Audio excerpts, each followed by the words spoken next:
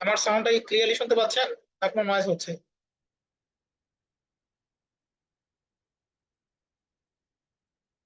ওকে, এটা হচ্ছে পঞ্চম রুকু। এবং এইখানে শায়েখ যেগুলো পড়িয়েছিলেন, আমাদের কিছু এক্সারসাইজ ছিল যে এখানকার শব্দগুলো মুখস্থ করব, এবং পাশাপাশি ষষ্ঠ অধ্যায়ের বা ষষ্ঠ রুকুর যে মূল বক্তব্যটা আছে, আয়াতের অনুবাদ, সেগুলো আমরা পড়বো ইনশাআল্লাহ।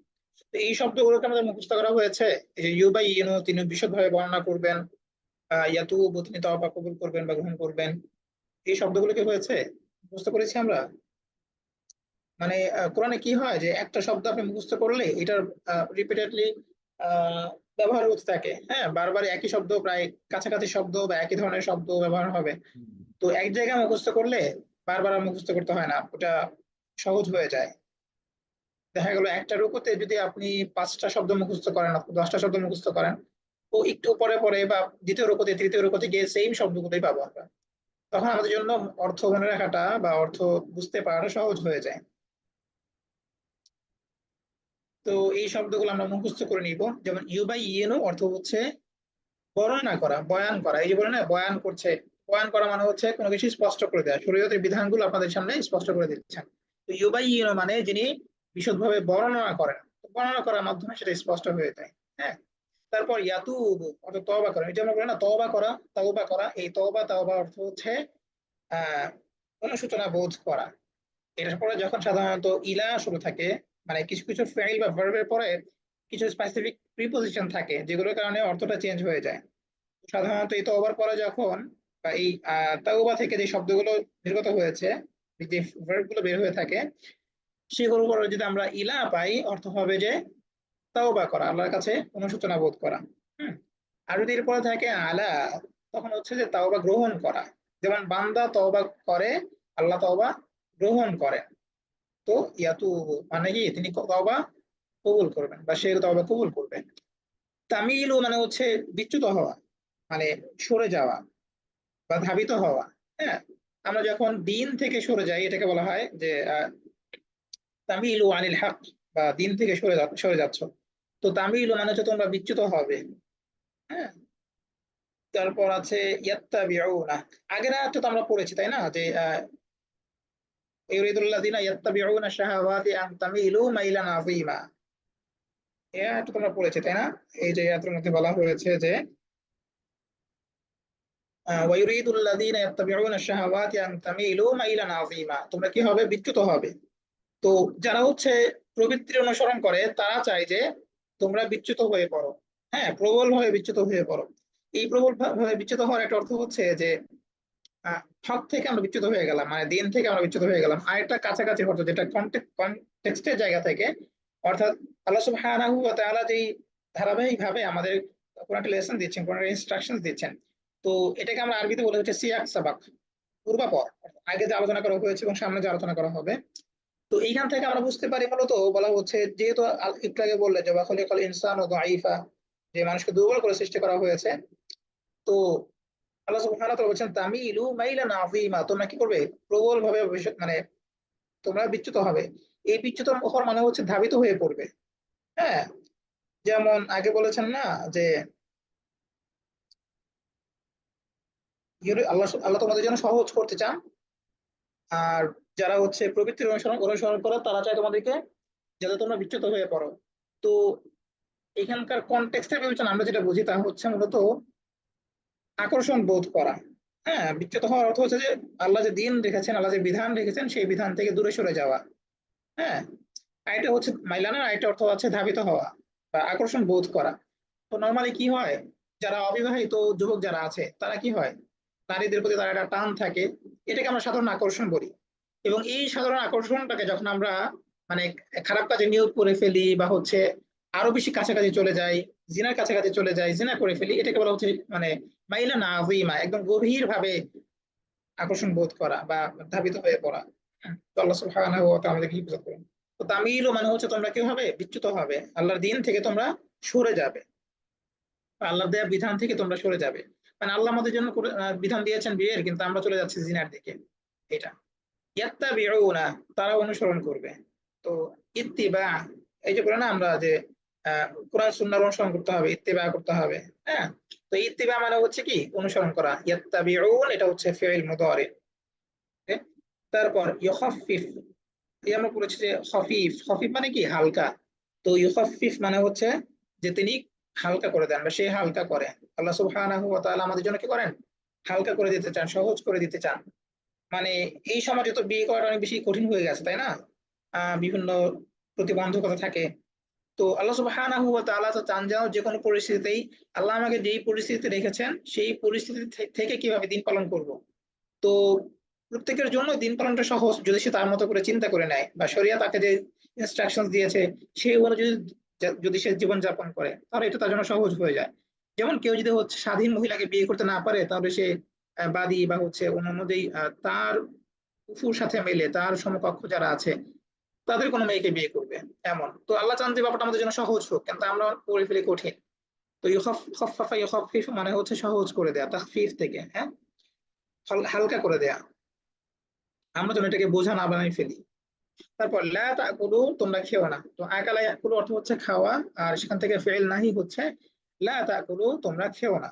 তারপর লা তাকতুলু একই প্যাটার্ন। হ্যাঁ, লা তাকুলু তোমরা খেও না, লা তাকতুলু মানে তোমরা হত্যা করো না। কতল করা, এই কতল করা মানে কি, আরবি কতলটা বাংলা হচ্ছে হত্যা করা। তো আমরা মানে সাধারণ বাংলায় এটা ব্যবহার করে থাকি অনেক সময় উর্দু বা হিন্দির প্রভাবে কতল করেছে। তো কতল করা মানে কি হত্যা করা, লা তাকতুলু তোমরা হত্যা করো। তারপর মুসলি, মুসলি মানে হচ্ছে আমরা ঝলসে দেব। হ্যাঁ, জ্বালিয়ে দেব, আগুনে আগুনে পোড়াবো আর কি। তো আসলা ইউসলি ইসলা আন অর্থ হচ্ছে ঝলসে দেয়া, আগুনে পোড়ানো, পুড়িয়ে ফেলা। হ্যাঁ, তারপর তুন হাউ না, ওই যে নাহি থেকে আমর নাহি বলি না আমরা, ফিয়ারুল আমর ফিয়ারুল নাহি, সেখান থেকে তুন হাউ না তোমাদেরকে নিষেধ করা হয়, তোমাদেরকে বিরত থাকতে বলা হয়, ওই নাহি থেকে তুন হাউ না। তারপর তাজতানিবু তোমরা পরিহার করো, ইজতিনাব মানে হচ্ছে কি পরিহার করা। তো তাজতানিবু তোমরা পরিহার করো। নুকাফির, কুফর, এই কুফরের একটা অর্থ আছে কি মুছে দেয়া বা হচ্ছে গোপন করা। তো যে কাফির সে মূলত কি করে না, ইমানটাকে সে প্রকাশ করছে না, ইমানকে গোপন করছে, কুফরকে সে প্রকাশ করছে। হ্যাঁ, এই জন্য বলে সে কাফির। আর এটা হচ্ছে কি তাওহীদ, তাওহীদে সে স্বীকৃতি দিচ্ছে না, তাওহীদটাকে সে গোপন করছে, তো এই জন্য বলা হয় কাফির। মুকাফির একটা অর্থ হচ্ছে যে মুছে দেয়া, গোপন করে ফেলা বা মুছে দেয়া। তো এখানে আল্লাহ সুবহানাহু ওয়া তাআলা কি করবেন, মুকাফির আনকুম সাইয়্যাতিকুম তোমাদের যে গুনাহগুলো আছে এগুলোকে গোপন করে ফেলবেন, এগুলো এগুলো মানুষের সামনে প্রকাশ করে দিবেন না। আর এটা হচ্ছে কি এগুলো একেবারে মুছে দেবেন, যাতে করে তোমাদের কোনো শাস্তি না দিতে হয়, না পেতে হয়। তারপর ফাদ্দলা, ফাদ্দলা অর্থ হচ্ছে ফজল করম, আমরা বাংলায় বলি না যে আল্লাহ আল্লাহর ফজল করম, এই ফজল মানে হচ্ছে অনুগ্রহ, অনুকম্পা। হ্যাঁ, তো ফাদ্দলা ইউফাদ্দিলু মানে হচ্ছে সে অনুগ্রহ করেছে, বা আল্লাহ সুবহানাহু ওয়া তাআলা অনুগ্রহ করেছেন, ফজিলত দিয়েছেন। হ্যাঁ, শ্রেষ্ঠত্ব দান করেছেন। Okay? তারপর লা তামাত্তা লা তাতামান্নাউ, লা তাতামান্নাউ মানে হচ্ছে তোমরা লালসা করো না। অন্যায় ভাবে আমরা যে বেশি কামনা করি সেই কামনা করা অর্থ বলা হচ্ছে যে লা তাতামান্নাউ তোমরা লালসা করো না, লোভ করো না। ওই আল্লাহ সুবহানাহু ওয়া তাআলা বলেছেন না আগের আয়াতে যে ওয়ালা তাতামান্নাউ মা ফাদ্দালাল্লাহু বিহি বা'দাকুম আলা বা'দ। আল্লাহ সুবহানাহু ওয়া তাআলা তোমাদের কাউকে কারো উপর প্রাধান্য দিয়েছেন, তা বেশি শ্রেষ্ঠত্ব দান করেছেন, বেশি নিয়ামত দান করেছেন। কাউকে হয়তো দেহ বলের আহ শ্রেষ্ঠ দান করেছেন, কাউকে হয়তো মেধার শ্রেষ্ঠত্ব দান করেছেন, কাউকে হয়তো রূপ লাবণ্যের শ্রেষ্ঠত্ব দান করেছেন, কাউকে অন্যান্য যোগ্যতা দিয়েছেন। তো এইভাবে আল্লাহ সুবহানাহু ওয়া তাআলা কাউকে অনুগ্রহ করে থাকেন, হয়তো কাউকে কম করে থাকেন, কাউকে বেশি করে থাকেন, মানে স্পেসিফিক কোন একটা কনটেক্সটে, স্পেসিফিক কোন একটা ক্ষেত্রে। জি, তো এটাকে বলা হচ্ছে যে সে অনুগ্রহ করেছে বা শ্রেষ্ঠ প্রদান করেছে। ওকে, তারপর ইকতাসাবনা তারা অর্জন করেছে, এটা মেয়েদের ক্ষেত্রে ব্যবহার হয় সাধারণত। অর্থাৎ পুরুষবাচক শব্দটা আছে মুজাক্কার, এটা হচ্ছে ইকতাসাবু। আর স্ত্রীবাচক শব্দ হচ্ছে ইকতাসাবনা, মানে কোন মেয়েরা, মহিলারা। ওয়ালিন নিসাই নাসিবুম মিম্মা ইকতাসাবনা, আর নারীদের জন্য তাই রয়েছে যারা যা তারা উপার্জন করেছে বা অর্জন করেছে। হ্যাঁ, তারপর আকাদাত মানে হচ্ছে অঙ্গীকার কারাবদ্ধ হয়েছে, অঙ্গীকার করা, আকদ, এই আকদ করা মানে হচ্ছে কি চুক্তি করা বা অঙ্গীকার করা। তারপর তাও, সরি আতু, আতু মানে হচ্ছে তোমরা দিয়ে দাও। তো আরবি এখানে দুইটা শব্দ আছে, এটা হচ্ছে আতাও, এটা হচ্ছে কি মানে ই তু, আর এটা হচ্ছে আতু। তো ই তু মানে হচ্ছে তোমরা আসো, আর আতু মানে হচ্ছে কি তোমরা দাও। হ্যাঁ, তো তোমরা দিয়ে দাও মানে হচ্ছে ইয়াতু, এমন। জি। তারপর নাসিব, এটার বহুবচন হচ্ছে নুসুব। আগে যেগুলো লাল কালার দেওয়া আছে, এগুলো রেড কালার দেওয়া আছে, এগুলো মূলত ফিআইল বা verb। এখন আমরা এই যে শব্দটা পেলাম নাসিব, এটা হচ্ছে একটা ইসম, মানে এখানে নাউন প্রোনাউন অ্যাডজেক্টিভ অনেক কিছু আছে। সাধারণ একটা শব্দ নাসিব, নাউন, যেটা অংশ হচ্ছে মানে অর্থ হচ্ছে অংশ। নাসিব মানে কি অংশ, এর বহুবচন হলো নুসুব। তারপর নুদখিল, এই ফেলটাকে মানসুব করা হয়েছে আগের ফেলের কারণে, মানে আগের শর্তের কারণে। তো নুদখিল মানে হচ্ছে আমরা প্রবেশ করাবো। আদখালা ইউদখিলু মানে হচ্ছে প্রবেশ করানো। দুখুল, এই যে দুখুল করেছিলাম আমরা, দুখুল মানে হচ্ছে কি প্রবেশ করা। ইয়াদখুলু তাদখুলু মানে প্রবেশ করবে। তো নুদখিল মানে আমরা প্রবেশ করাবো, এটা হচ্ছে ট্রানজিটিভ ভার্ব, হ্যাঁ, যার একটা মাফউল থাকে। জি। তারপর ইয়াসির, ইয়াসির মানে হচ্ছে সহজ। হ্যাঁ, আল্লাহ সুবহানাহু ওয়া তাআলা আমাদের জন্য সহজ করতে চান। তারপর জাআলনা অর্থ হচ্ছে আমরা নির্ধারণ করে দিয়েছি। জাআলা ইয়াজআলু মানে কি বানানো অথবা নির্ধারণ করে দেয়া। তো আল্লাহ নির্ধারণ করে দিয়েছেন। তো এই আয়াতগুলো যেহেতু হয়েছে, এখন আমরা যেটা আমাদের যেটা কাজ হবে তা হলো এই শব্দগুলো আমরা একবার মুখস্থ করে নিব। তারপর আমরা এই লেসনটা পড়বো, যাতে করে এখানে যেই শব্দগুলো আমাদের কাছে অস্পষ্ট মনে হবে সেগুলো যেন আমরা সহজেই বুঝতে পারি। এছাড়া প্রত্যেকটা আয়াতের শব্দ এখানে ধারাবাহিকভাবে দেওয়া আছে। যদি কোনো অস্পষ্টতা তৈরি হয় আমরা এখান থেকেও দেখে নিতে পারবো যে কোন শব্দের কি অর্থ হয়েছে। এবং কোরআনের ক্ষেত্রে একটা মজার ব্যাপার হলো যে আপনি যখন একটা প্যাটার্ন ধরে ফেলতে পারবেন, তখন দেখবেন যে অর্থ বোঝাটা আপনার জন্য অনেক সহজ হয়ে গেছে। অর্থাৎ এই সেম প্যাটার্ন গুলি বারবার ব্যবহার হতে হতে থাকে। এই জন্য বলা হয় যে আল্লাহ সুবহানাহু ওয়া তাআলা কোরআনকে সহজ করে দিয়েছেন। ওয়ালাকাদ ইয়াসসারনাল কুরআনা লিযিকরি ফাহাল মিন মুদ্দাকির। জি, আশা করি আগের শব্দগুলো আপনারা বুঝতে পেরেছেন এবং মুখস্থ করে নিয়েছেন। আমাদের যেটা কাজ হবে তা হলো যখনই আমরা কোরআন পড়ি, অর্থাৎ কোরআন অর্থ বুঝে পড়ার জন্য পড়ি অথবা তেলাওয়াতের জন্য পড়ি, আমরা চাইবো যেন আমরা যে আমাদের যে অর্জনগুলো আছে বা যতটুকু আমরা শিখতে পেরেছি সেটাকে প্রয়োগ করা। যেমন আপনি হয়তো সূরা আহ নিসার 5টি রুকু পড়েছেন, আপনার কাজ হবে যখন আপনি সূরা ওয়াকিয়া পড়ছেন, সূরা ইয়াসিন পড়ছেন অথবা অন্য কোনো সূরা পড়ছেন, আপনি খুঁজে দেখার চেষ্টা করবেন যে এখানে আমার পড়া কোনো শব্দ আছে কিনা। আমি আগে পড়েছি ইয়াতুবু, এই ইয়াতুবু শব্দটা আমি যখন কোরআনে অন্য কোনো আয়াত পড়ছি সেখানে পাচ্ছি কিনা, আগে পরে আরো কোনো শব্দ আমার পরিচিত আছে কিনা, তখন আমি একটা অর্থ বের করার চেষ্টা করবো। হ্যাঁ, হয়তো কিছু কিছু ক্ষেত্রে আমার ভুল হয়ে যাবে, কিন্তু দেখবেন যে একটা সূরা সম্পূর্ণ কমপ্লিট করার পর দেখবেন যে অনেক শব্দই আপনি বুঝতে পারছেন, অনেক আয়াতের অর্থই আপনি বুঝতে পারছেন, কারণ প্যাটার্ন গুলো অনেক সময় সেম থাকে। হ্যাঁ, তো আল্লাহ সুবহানাহু ওয়া তাআলা আমাদের জন্য সহজ করে দিন। জি, আজকে আমরা পড়বো রুকু নাম্বার 6, এবং এখানে আয়াত আছে 34 থেকে 42 পর্যন্ত। এই অংশটুকু আমি পড়বো এখন, পড়বো ইনশাআল্লাহ। ভাই আপনি কি ওই রেকর্ডিং অন করেছেন নাকি ভাই? আমি জি জি, অন খেয়াল করেছি, করতে। অন জি, করেছি, অন ওকে, করেছি। থ্যাংক ইউ ভাই। আমি একটু চেক করে নিয়ে যাবো। জি, রেকর্ডিং চলছে। জি।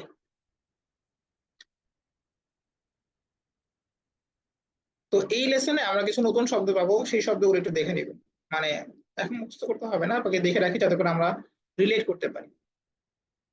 জি। তো এখানে একটা শব্দ আছে আল জার। জার মানে হচ্ছে যিনি প্রতিবেশী, আপনার পাশাপাশি বসবাস করেন এমন। তো এটা সাময়িক হতে পারে, আবার দীর্ঘমেয়াদীও হতে পারে। জার মানে প্রতিবেশী। মুখতাল মানে হচ্ছে দাম্ভিক। এই শব্দটা আমরা 2-3 জায়গায় ব্যবহার দেখতে পাবো সামনের সূরাগুলোতে। ফাখুর, এটাও অনেকবার আসবে, ফাখুর অহংকারী। তো এটা দুইটা প্রায় কাছাকাছি, মুখতাল এবং ফাখুর। তারপর ইয়াবখালুন, আমরা বলি না বখিল। হ্যাঁ, বখিল মানে হচ্ছে কি যে কৃপণ।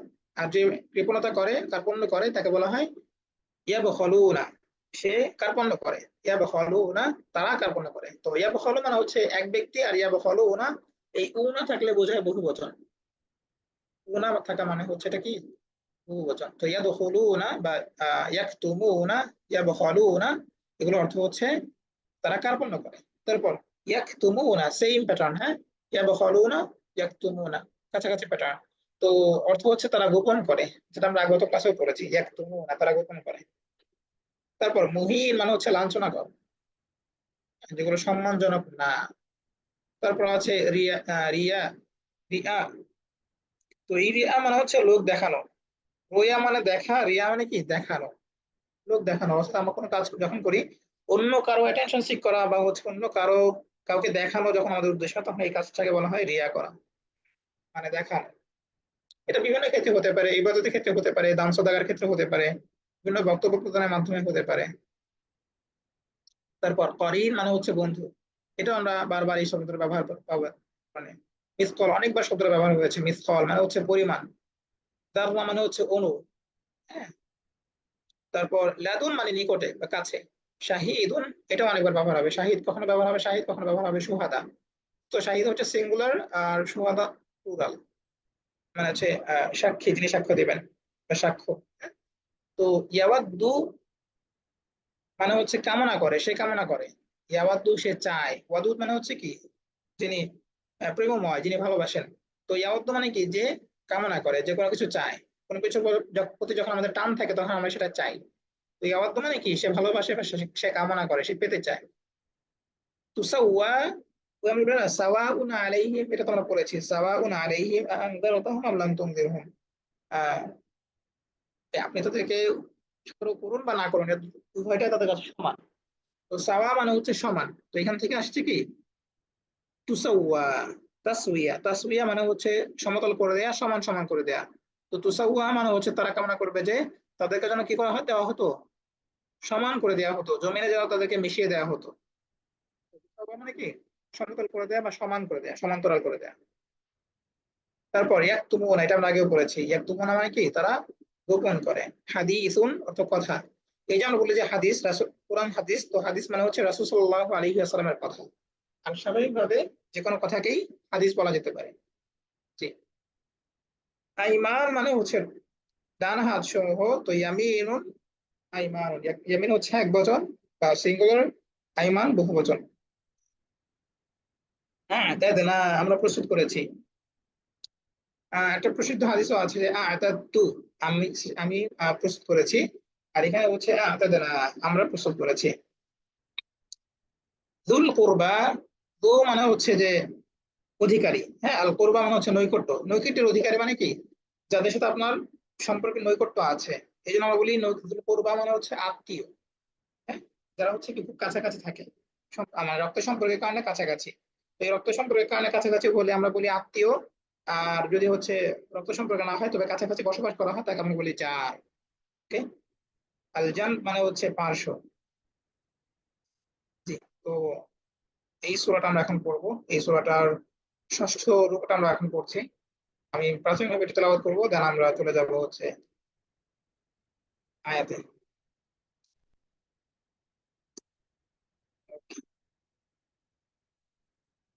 أعوذ بالله من الشيطان الرجيم. بسم الله الرحمن الرحيم. الرجال قوامون على النساء بما فضل الله بعضهم على بعض، بعض وبما أنفقوا من أموالهم. الصالحات قانتات حافظات للغيب بما حفظ الله، واللاتي تخافون نشوزهن فعظوهن واهجروهن في المضاجع واضربوهن، فإن أطعنكم فلا تبغوا عليهن سبيلا، إن الله كان عليا كبيرا। এই আয়াতে আল্লাহ সুবহানাহু ওয়া তাআলা এমন কিছু বিষয় বলেছেন যেগুলো পুরুষদের দায়িত্বের সাথে সম্পর্কিত এবং একই সাথে নারীদের দায়িত্বের সাথে সম্পর্কিত। যেহেতু এই সূরাটার নাম হচ্ছে সূরা নিসা, মানে হচ্ছে এটা নারীদের নিয়ে আলোচনা করেছে। তো এখানে এমন সব বিধান পাবো যেগুলো পরিবারের সাথে সম্পর্কিত, অর্থাৎ একটা পরিবারবন্ধ জীবন ব্যবস্থা, পরিবারবদ্ধ জীবন ব্যবস্থা। এখানে আমাদের পরিবারের পরিচালনার ক্ষেত্রে বা হচ্ছে আহ দাম্পত্য জীবনে যে কলহগুলো তৈরি হয়ে থাকে বা হচ্ছে এখানে আমরা কি কি ধরনের অ্যাক্টিভিটিস আছে, এখানে কি কি ধরনের রেসপন্সিবিলিটিস আছে, সেগুলো নিয়ে আলোচনা করা হয়েছে এখানে। তো আল্লাহ সুবহানাহু ওয়া তাআলা এই আয়াতে বলছেন আর রিজালু, অর্থ হচ্ছে পুরুষগণ, কাওয়ামুনা আলান নিসা। আচ্ছা, এই আয়াতগুলোকে আমরা ভেঙে ভেঙে পড়ি, তাহলে আমাদের জন্য বুঝতে সহজ হবে।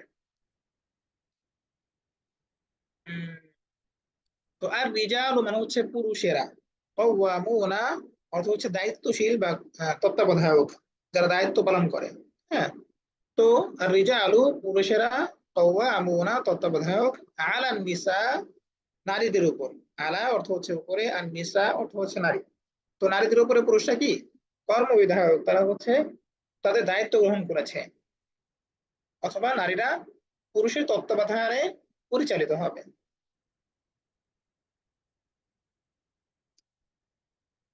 তো এইটা, এই যে কর্তৃত্ব দেওয়া হয়েছে বা তত্ত্বাবধায়ক বানানো হয়েছে, এর কয়েকটা কারণ আছে। দুইটা কারণ আল্লাহ সুবহানাহু ওয়া তাআলা এখানে উল্লেখ করেছেন। প্রথম কারণটা হচ্ছে বিমা, এই কারণে যে, বিমা যেহেতু, এই কারণে যে, ফাদ্দালাল্লাহু, ওই যে আগে পড়েছিলাম ফাদ্দালা ইউফাদ্দিলু, অর্থ হচ্ছে কি বিশিষ্টতা দান করেছেন বা শ্রেষ্ঠত্ব দান করেছেন।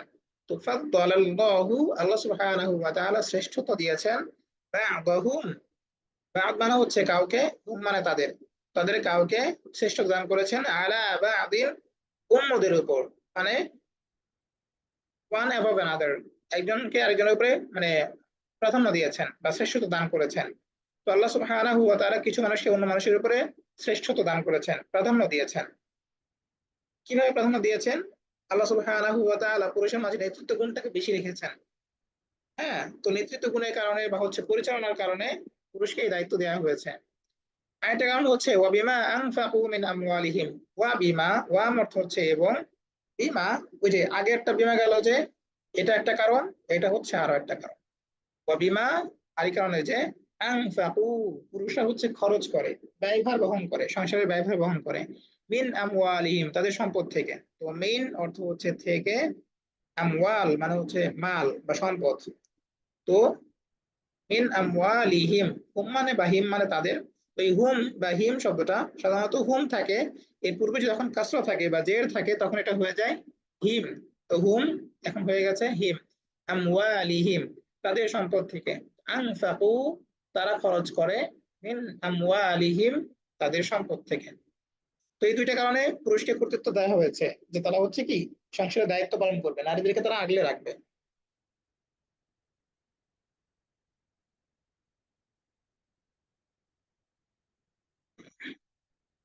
তারপর আল্লাহ সুবহানাহু ওয়া তাআলা বলেছেন ফাসসালিহাতু, আর বারবার এটা আমরা আয়াত আমরা পাবো, দেখবেন আল্লাহ সুবহানাহু ওয়া তাআলা বলেন যে ইল্লাল্লাযিনা আমানু ওয়া আমিলুস সলিহাত। এই সলিহাত মানে কি? আমিলু আস-সলিহাত, আল আমালুস সলিহাত, যে সৎ কাজ করে। তো এই সলিহা অর্থ হচ্ছে যিনি সৎ কাজ করেন, সলিহাত অর্থ হচ্ছে যিনি সৎ কাজ করেন, কোনো মেয়ে, মেয়েদিকে বলা হচ্ছে, নারীদিকে বলা হচ্ছে। ফাসসালিহাতু, সুতরাং সৎকর্মশীলা, কানিতাতুন, নারীরা অনুগতা, মানে হচ্ছে যে সমস্ত নারীরা অনুগত, স্বামীর আনুগত্য করে চলে। হাফিযাতুন লিল গায়বি বিমা হাফিজাল্লাহ, যে লোকচক্ষুর অন্তরালে বা স্বামীর অন্তরালে সে হেফাজত করে। হাফিজাত মানে হচ্ছে যারা হেফাজত করে, মানে সংরক্ষণ করে, রক্ষণাবেক্ষণ করে। হ্যাঁ, বিমা হাফিজাল্লাহ, যা, হাফিজাতুল লিল গায়বি, গায়বি মানে হচ্ছে লোকচক্ষুর অন্তরালে বা গোপনে। হ্যাঁ, বা স্বামীর অবর্তমানে সে হেফাজত করে, বিমা হাফিজাল্লাহ, যা আল্লাহ সুবহানাহু ওয়া তাআলা কি করেছেন, হেফাজত করেছেন। আল্লাহ সুবহানাহু ওয়া তাআলা যে জিনিস তাকে হেফাজত, যে জিনিসে তাকে হেফাজত করেছেন, তিনি কি করবেন, সেই জায়গাটাকেও হেফাজত করবেন। আল্লাহ কিভাবে তাকে হেফাজত করেছেন, মানে কোন মেয়েকে আল্লাহ কিভাবে হেফাজত করেন? মূলত একই কাজ, আমরা যখন ইন্টিমেসির কথা আমি বলছি, যে যদি আমরা এটা বিবাহবদ্ধ মানে মানে যে চুক্তিবদ্ধ বিবাহ, সেই প্রক্রিয়া অবলম্বন করলে এটা হচ্ছে হালাল, সেটা হচ্ছে বৈধ, এবং কখনো কখনো ইবাদত। একই কাজ যদি বিবাহ বহির্গত সম্পর্কের কারণে হয়, তখন সেটা হয়ে যায় জিনা, সেটা তখন সেটা হয়ে যায় অপরাধ এবং শাস্তির উপযুক্ত মানে অপরাধ। তো এই সেম প্রক্রিয়াটাই আমরা বলছি যে নারী তার যে জৈবিক চাহিদা পূরণ করছে, তাকে জিনার সাহায্য নিতে হচ্ছে না। আল্লাহ সুবহানাহু ওয়া তাআলা তাকে এই সুযোগ করে দিয়েছেন বিবাহের মাধ্যমে। হ্যাঁ, আমরা যেন কি করে না, কি না করি, যে স্বামীর অবর্তমানে যেন এটার কোনো মানে ক্ষতি না করে ফেলি বা হচ্ছে জিনায় লিপ্ত না হই। নারীদেরকে বলা হচ্ছে যে তারা যেন তাদের তাদের ওই ব্যাপারটা হেফাজত করে যেটা আল্লাহ তাদেরকে করেছেন। অর্থাৎ আল্লাহ তাকে চাইলে জিনায় বাধ্য করতে পারতেন, কিন্তু তিনি এটা করেননি, তিনি তাকে বৈধ পন্থায় এটা সুযোগ করে দিয়েছেন। সুতরাং সে যেন এটাকে রক্ষণাবেক্ষণ করে, সে যেন বিবাহ বন্ধনে আবদ্ধ হওয়ার পর যেন অন্য কোনো জায়গায় সে আসক্ত না হয়ে পড়ে, বা হচ্ছে পরকীয়া লিপ্ত না হয়, অথবা আল্লাহ না কোনো জেনায় যেন লিপ্ত না হয়। তো একে তো হচ্ছে যে সে সৎ কাজ করবে, সে স্বামীর আদেশ মেনে চলবে। তো অনিতা সে হচ্ছে স্বামীর আনুগত্য করবে। স্বামী তখন যখন যে বৈধ আচরণ করতে বলছে সেটা করবে, এবং সে নিজেকে হেফাজত করবে, অর্থাৎ জিনা থেকে নিজেকে সে মানে রক্ষণাবেক্ষণ করবে, নিজেকে দেখে রাখবে, নিজেকে আগলে রাখবে।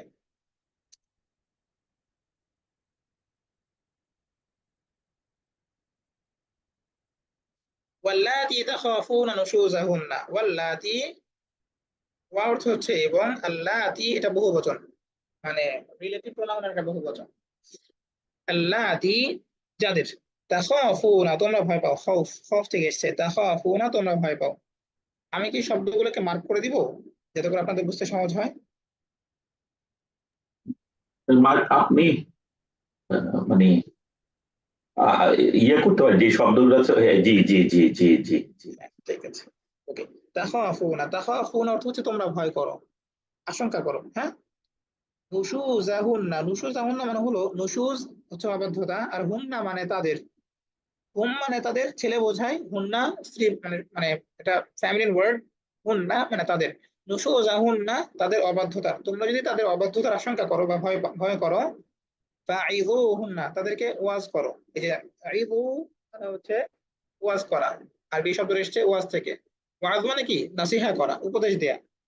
তো ফা অতঃপর বা তবে, এই যে বলেছে না যে ওয়াল্লাতি তাখাফুনা তোমরা যদি আশঙ্কা করো, তাহলে হচ্ছে তবে ইযু, ইযু মানে হচ্ছে তোমরা উপদেশ দাও, ওয়াজ করো বা উপদেশ দাও। হুম, বাংলায় হচ্ছে আমরা ওয়াজ বলি, সাধারণত হচ্ছে উপদেশ দেয়া। এই উপদেশ দেওয়াটা কি? এক ধরনের ওয়াজ করা, যেটা আলিম সাহেব যারা আছেন তারা আমাদের করে থাকেন। হুন্না মনে হচ্ছে তাদেরকে, যেটা আগেও পড়লাম, এই যে হুন্না শব্দটি, এখানেও হুন্না। ফাইযুহুন্না সুতরাং তবে তোমরা তাতে কি করো? নাসিহা করো, সদুপদেশ দাও। ওয়াহজুরুহুন্না, ওয়া অর্থ এবং, উহজুরু মানে হচ্ছে তোমরা কি, আমরা পড়েছি না হিজরত, এই হিজরত থেকে এসেছে কি উহজুরু। হিজরত করা মানে কি? রাসূল সাল্লাল্লাহু আলাইহি ওয়াসাল্লাম এবং তার সাথী যারা ছিলেন, সহচরী যারা ছিলেন, তারা মদিনা মানে মক্কা ত্যাগ করেছেন, মদিনায় গিয়েছেন। তো এই যে ত্যাগ করা, ওয়াহজুরুহুন্না মানে কি? তাদেরকে ত্যাগ করা, তাদেরকে ছেড়ে দাও। উহজুরু মানে হচ্ছে তোমরা ছেড়ে দাও, হুন্না তাদেরকে, বা একাকী রেখে দাও, তাদেরকে ত্যাগ করো। এই ত্যাগ করবো মানে কি? ফিল মাদাজি'i শয্যার মধ্যে, বিছানায়। মানে সাধারণত এখানে যেহেতু স্বামী স্ত্রী সম্পর্ক নিয়ে কথা বলা হচ্ছে, তো যদি কারো অবাধ্যতার আশঙ্কা করা হয়, যে স্ত্রী কথা শুনছে না, অথবা অন্য কোনো প্রবলেম তার মধ্যে রয়েছে, হ্যাঁ, আগে যে সিফাত গুলো বলা হয়েছে, যে এখানে মেয়েরা কি হবে বা স্ত্রীরা হবে কি, সলিহাত সৎকর্মশীলা, আবার হবে স্বামীর আনুগত্যশীল, তারপরে হচ্ছে নিজেকে সংরক্ষণ করবে। তো এই কাজগুলোর মধ্যে এটা হতে পারে দিনের কোনো কাজে তার মধ্যে ত্রুটি দেখা দিয়েছে, সে অবাধ্য হয়ে পড়েছে, অথবা দুনিয়ার কোনো কাজে সে অবাধ্য হয়ে পড়েছে। তখন আমরা তাদেরকে উপদেশ দিব। যদি উপদেশে কাজ না হয়, সেকেন্ড স্টেপটা হচ্ছে যে আমরা তাদেরকে বিছানায় ত্যাগ করবো, অর্থাৎ তাদের সাথে আমরা বেড শেয়ার করবো না, তাদের সাথে আমরা মানে রাত কাটাবো না। বুঝে গেল? ফিল মাদাজি। তো মাদজা এর অর্থ হচ্ছে সজ্জা, এটা হচ্ছে বহু বচন। মাদাজি মানে হচ্ছে আমরা আহ স্ত্রীদের সাথে রাত কাটাবো না। ওয়াহজুরুহুন্না ফিল মাদাজি মানে হচ্ছে সজ্জায় তাদেরকে ত্যাগ করো, মানে তাদের সাথে শুবা না। ওয়াদরিবুহুন্না এতেও যদি কাজ না হয়, প্রথমে আমরা কি করেছিলাম? নাসিহা করেছিলাম, বুঝিয়েছিলাম। যখন এতে কাজ কাজ না হবে, তখন আমরা তাদেরকে মানে তাদের সাথে শেয়ার করবো না, মানে একটা অভিমান, যে আমি তোমার সাথে কথা বলতে চাই না, বা হচ্ছে আমি তোমার সাথে থাকতে চাই না, এই ব্যাপারটা। তারপরে হচ্ছে ওয়াদরিবুহুন্না তাদেরকে প্রহার করো, মৃদু প্রহার করতে হবে, যা মূলত শরিয়া সম্মত। জি, আহ রিজাউল করিম, আপনি কিছু বলতে চান প্লিজ? আচ্ছা, আমরা তো আহ, এই যে ওয়াদ রিবু যেটা, এটা দারাবা থেকে আসছে, তো এটা এটা কি ফ্যামিলি 4 নাকি ফ্যামিলি 1? জি, এই যে ওয়াদ রিবু হুন্না, হ্যাঁ তাদেরকে হ্যাঁ, প্রহার করা কি দারাবা থেকে আসছে নাকি? জি জি জি, দরাবা থেকে, দরাবা এটা ইয়াদরিবু মানে ফ্যামিলি হচ্ছে কি 4? আদ রিবু ফ্যামিলি, সরি, ফ্যামিলির কি বলেছেন? ফ্যামিলি 4 কি না? আহ দরাবা ইয়াদরিবু, জি। আমি আসলে আপনাদের যে নাম্বারিং গুলা, এই নাম্বারিং গুলা জানি না, যে ফ্যামিলি 4 নাকি 3, আমরা যেভাবে পড়েছি সেটা ছিল মূলত দরাবা ইয়াদরিবু, নাসরা ইয়ানসুরু, ফাতাহা ইয়াফতাহু এমন। তো এটা 4 হতে পারে মেবি, মানে এই সেম প্যাটার্নে, মানে এই 3 4 এগুলোকে আপনারা যেভাবে মনে রাখতে পারছেন। আর একটা সহজ প্রক্রিয়া আছে যে ফিল মাদি এবং ফিল মুদারিতে তার আইন আমি কালেমাটা আমি কেমন। জানতে চাচ্ছি এটা মূল ফেলটা কি আদরিবু হবে নাকি নর্মালি দারাবা থেকেই আসছে এটা? হ্যাঁ, দরাবা থেকে আসে এই আদরাবা ফেলের। আদরিবু থেকে। হ্যাঁ, মূল বর্ণ হচ্ছে দদ, তারপরে হচ্ছে র, তারপরে হচ্ছে বা। তো এই দরবন মানে হচ্ছে প্রহার, সেখান থেকে এসছে ফিআইলুল আমর, যে ইদরিবু, তোমরা প্রহার করো। ইদরিব মানে তুমি প্রহার করো, ইদরিবু মানে তোমরা প্রহার করো, বহুবচন। জি, ওটা দরবা থেকে আসছে। ইদরিবু হুন্না, তোমরা তাদেরকে প্রহার করবে। হ্যাঁ, তো এটা হচ্ছে মানে একদম এক্সট্রিমিস্ট মানে এক্সট্রিম লেভেলে চলে গেলে তখন এই অবস্থা, যে যখন দেখবেন যে কোনোভাবেই কাজ হচ্ছে না, তখন গিয়ে মানে এমন মারবেন না যে তাকে হসপিটাল নিতে হচ্ছে। মৃদু প্রহার প্রহার করা যেতে পারে। সেক্ষেত্রে শরীয়তের নীতিমালা আছে যে কোথায় কোথায় আঘাত করা যাবে, কিভাবে আঘাত করা যাবে। শরীয়তে মিসওয়াক ব্যবহারের মাধ্যমে আঘাত করার কথা আছে, যাতে খুব বেশি আঘাত না পায়। তো এছাড়াও যখন কাজ না হবে, আমরা কিন্তু এমন কোনো নির্যাতনে যাব না যে পরবর্তীতে আমাদের নামে নারী নির্যাতনের মামলা চলে আসে, এমন যেন অবস্থা তৈরি না হয়। স্বাভাবিকভাবে আমরা যতটুকু পারি তাদেরকে, যদি মনে হয় যে এতে কাজ হবে তাহলে আমরা এটা করব। হ্যাঁ, আর যদি মনে হয় যে না এটাও কোনো কাজ হবে না, তখন আমরা চলে যাবো হচ্ছে নেক্সট স্টেপে, যেটা আল্লাহ সুবহানাহু ওয়া তাআলা আমাদেরকে বলেছেন। তো এটা হচ্ছে নিজেদের মধ্যে শেষ করে দেয়া, মানে প্রথম যে স্টেপটা কথা বললাম, প্রথম যে ক্যাটাগরি গুলো আছে এগুলো হচ্ছে নিজেদের মধ্যে ঝামেলাটা মিটিয়ে ফেলা, যে তাদেরকে আমরা নাসিহা করবো। নাসিহা যদি কাজ না হয় তাহলে আমরা হচ্ছে তাদের সাথে মানে রাত কাটানোটাকে থেকে বিরত থাকবো, তাদেরকে আমরা একসাথে বেড শেয়ার করবো না। তারপরে হচ্ছে যদি তাতে আমরা কাজ না হয় তাহলে সামান্য বা মৃদু প্রহার করব। এটাও যদি কাজ না হয়, আমাদের কাজ হবে, আল্লাহ সুবহানাহু ওয়া তাআলা বলেছেন ফাইন আতা'নাকুম, ফা মানে হচ্ছে অতঃপর, ইন যদি, আতা'নাকুম, আতা'a ইউতিউ অর্থ হচ্ছে আনুগত্য করা। তো আতা'না এটা ফেমিনিন প্লুরাল, যদি তারা আনুগত্য করে, মানে কোনো মেয়েরা মেয়েরা যদি আনুগত্য করে, কুম তোমাদের, এই কুম অর্থ হচ্ছে তোমাদের। তো তারা যদি তোমাদের আনুগত্য করে বা কথা মেনে নেয়, বা হচ্ছে তারা ওই যে অবাধ্য ছিল ওই অবাধ্যতা থেকে সরে আসে, ফালা তাবতাগু, ফা তাহলে, লা তাবতাগু তোমরা তালাশ করো না, তোমরা খুঁজো না, আলাইহিন্না তাদের বিরুদ্ধে। তো আলা এরপরে যখন মানে সিলা থাকে, মানে এই হু হুন্না এগুলো থাকে, দমির মুত্তাসিলা থাকে, তখন এগুলো আলাই হয়ে যায়, আলা হয়ে যায় আলাই। তো আলা অর্থ হচ্ছে উপরে বা বিরুদ্ধে, আলাই অর্থ সে। তো আলাইহিম আলাইহিন্না তাদের বিরুদ্ধে, সাবিলান কোনো বাহানা, কোনো পথ খুঁজো না বা বাহানা খুঁজো না। মানে হচ্ছে যখন দেখবেন যে কোনো আহ স্ত্রী, সে অবাধ্য ছিল বা আপনার কথা শোনেনি, কিন্তু পরবর্তীতে আপনি যখন তাকে বুঝিয়েছেন, বা হচ্ছে আপনি তার সাথে বেড শেয়ার করতে অস্বীকৃতি জানিয়েছেন, বা আপনি সামান্য প্রহার করে মানে মৃদু প্রহার করেছেন, তারপর সে ভালো হয়ে গেছে, সে আপনার কথা শুনছে। এখন আর তাকে পূর্বের জের ধরে জেরা করতে শুরু করবেন, বা তার এটা মানে মেসেঞ্জার চেক করা, হোয়াটসঅ্যাপ চেক চেক করা, কোন একজন তার নিকটাত্মীয়ের সাথে কথা বলছে, আপনি ভাবছেন যে এই তুমি কার সাথে কথা বললা। এই যে ব্যাপারগুলো যেটা হয় সাধারণত, তো এগুলো থেকে আমাদেরকে বিরত থাকতে হবে। যদি হচ্ছে সে তার অপরাধটা বুঝতে পারে এবং সে যদি ফিরে আসে, তাহলে তাকে ফিরে আসার জায়গাটা, তাকে স্পেসটা দিতে হবে, যে যেন সে স্বাভাবিক আচরণে ফিরে আসতে পারে বা স্বাভাবিক জীবনযাপনে অভ্যস্ত হতে পারে। তো কয়েকটা কথা এখানে বলেছে যে প্রথমত 3টে স্টেপ আমরা নিতে পারি। যদি সে ফিরে আসে, তাহলে হচ্ছে আমরা তাকে গ্রহণ করে নিব, এবং পূর্বের পাপের কারণে বা পূর্বের অবাধ্যতার কারণে আমরা তাকে দূরে ঠেলে দিব না। তো আল্লাহ সুবহানাহু ওয়া তাআলা বলেছেন যে এই 3টে স্টেপের কোন একটা নেওয়ার পরে যদি হচ্ছে তোমাদের মানে সে আনুগত্যশীল হয়ে যায়, ফাইন আতা'আনাকুম যদি তারা তোমাদের আনুগত্য করে বা অনুগত হয়, ফালা তাবতাগু আলাইহিন্না সাবিলা তাহলে তোমরা তাদের বিরুদ্ধে কোনো বাহানা খুঁজো না বা কোনো মানে ভিন্ন কোনো পথ অবলম্বন করো না। ইন্নাল্লাহা কানা আলিয়্যান কাবীরা, যে নিশ্চয়ই আল্লাহ সুবহানাহু ওয়া তাআলা আলী, অনেক সমুন্নত, কাবীরান মানে কি সর্বশ্রেষ্ঠ। তো এই যে বিভিন্ন আয়াতের শেষে আল্লাহ সুবহানাহু ওয়া তাআলা যে আমাদের কোন একটা কথা বলার পর বা কোন একটা স্টেটমেন্ট দেওয়ার পর মাঝে মাঝে তার গুরুত্বপূর্ণ নামগুলো নিয়ে আসেন, এই নামগুলোর সাথে অনেক সময় মনে হয় যে কি এটা কোরআনের একটা ব্যবহার মাত্র, কিন্তু এই নামগুলোর মাঝেও কি আছে, অনেক তাৎপর্য লুকিয়ে আছে। এটা আমাদেরকে একটা নাসিহা করে, প্রত্যেকটা এই আল্লাহর গুণবাচক নামের মধ্যে একটা করে লেসন থাকে, একটা গুরুত্বপূর্ণ নির্দেশনা থাকে, ইন্ডিকেশন থাকে। সেগুলো কি? সেগুলো হচ্ছে চমৎকার একটা ঘটনা আছে। আপনাদের ক্লাসের সময়টা কতটুকু একটু জানতে পারি, যে ক্লাসটা কতক্ষণ পর্যন্ত হবে? কেউ একজন বলতে পারবে যে এই ক্লাসটার ডিউরেশন কতটুকু? 1 ঘন্টা থেকে 1.5 ঘন্টার মতো হয়। আচ্ছা আচ্ছা, ঠিক আছে, তাহলে আমরা সামনে যাই। মূলত এই প্রত্যেকটা আয়াতের সাথে আগের যে স্টেটমেন্টটা থাকে, আগের যে বক্তব্যটা থাকে, তার কিছু মিল থাকে।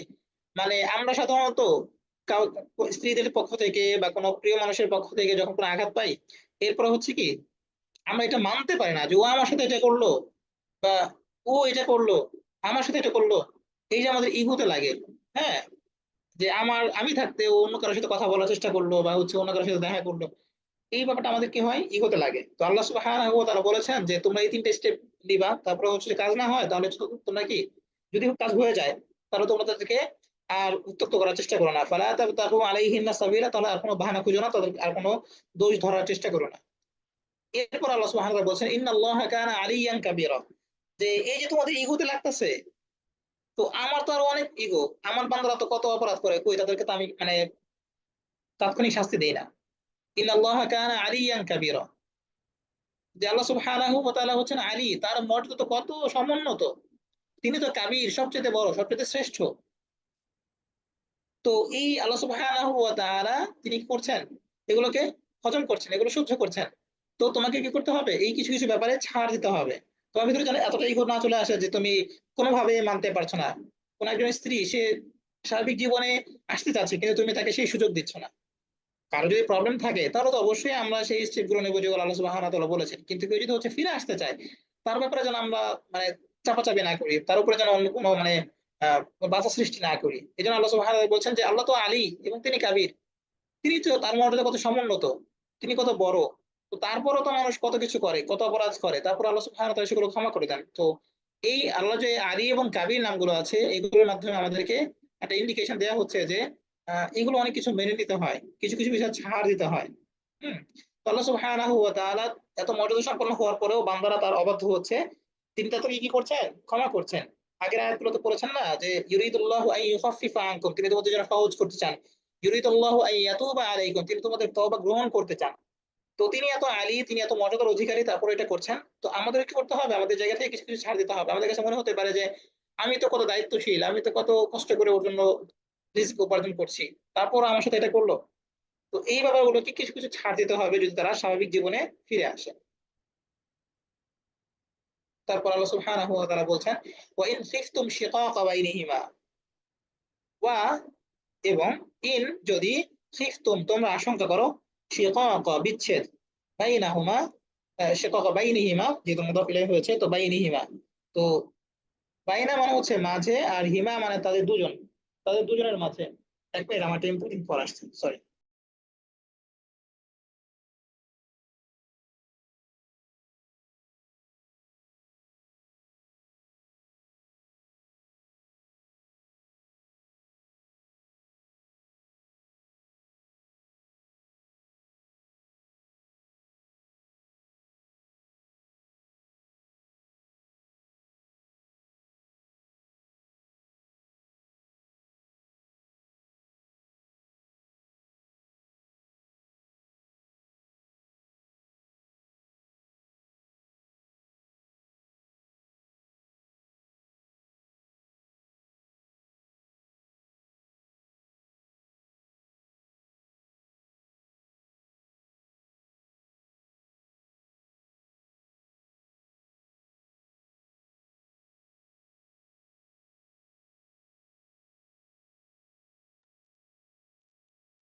জি।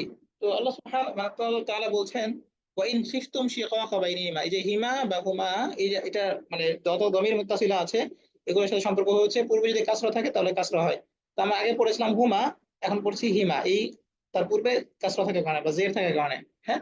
তো যদি তোমরা আশঙ্কা করো যে তোমাদের বিচ্ছেদ ঘটে যাবে, যে এইভাবে আর পসিবল না, এই সংসার ক্যারি করা পসিবল হচ্ছে না, ওয়া ইন খিফতুম শিকাকা বাইনিহিমা, যদি তোমরা উভয়ের মাঝে বিচ্ছেদের আশঙ্কা করো, যদি মনে হয় যে না ডিভোর্স নিতেই হবে আলটিমেটলি, فابعثوا حكما من أهله وحكما من أهلها فابعثوا ফা মানে হচ্ছে তাহলে নিযুক্ত করো, ইবআসু, ইবআসু মানে খুঁজে নাও বা হচ্ছে নিযুক্ত করো, হাকামান একজন সালিশ,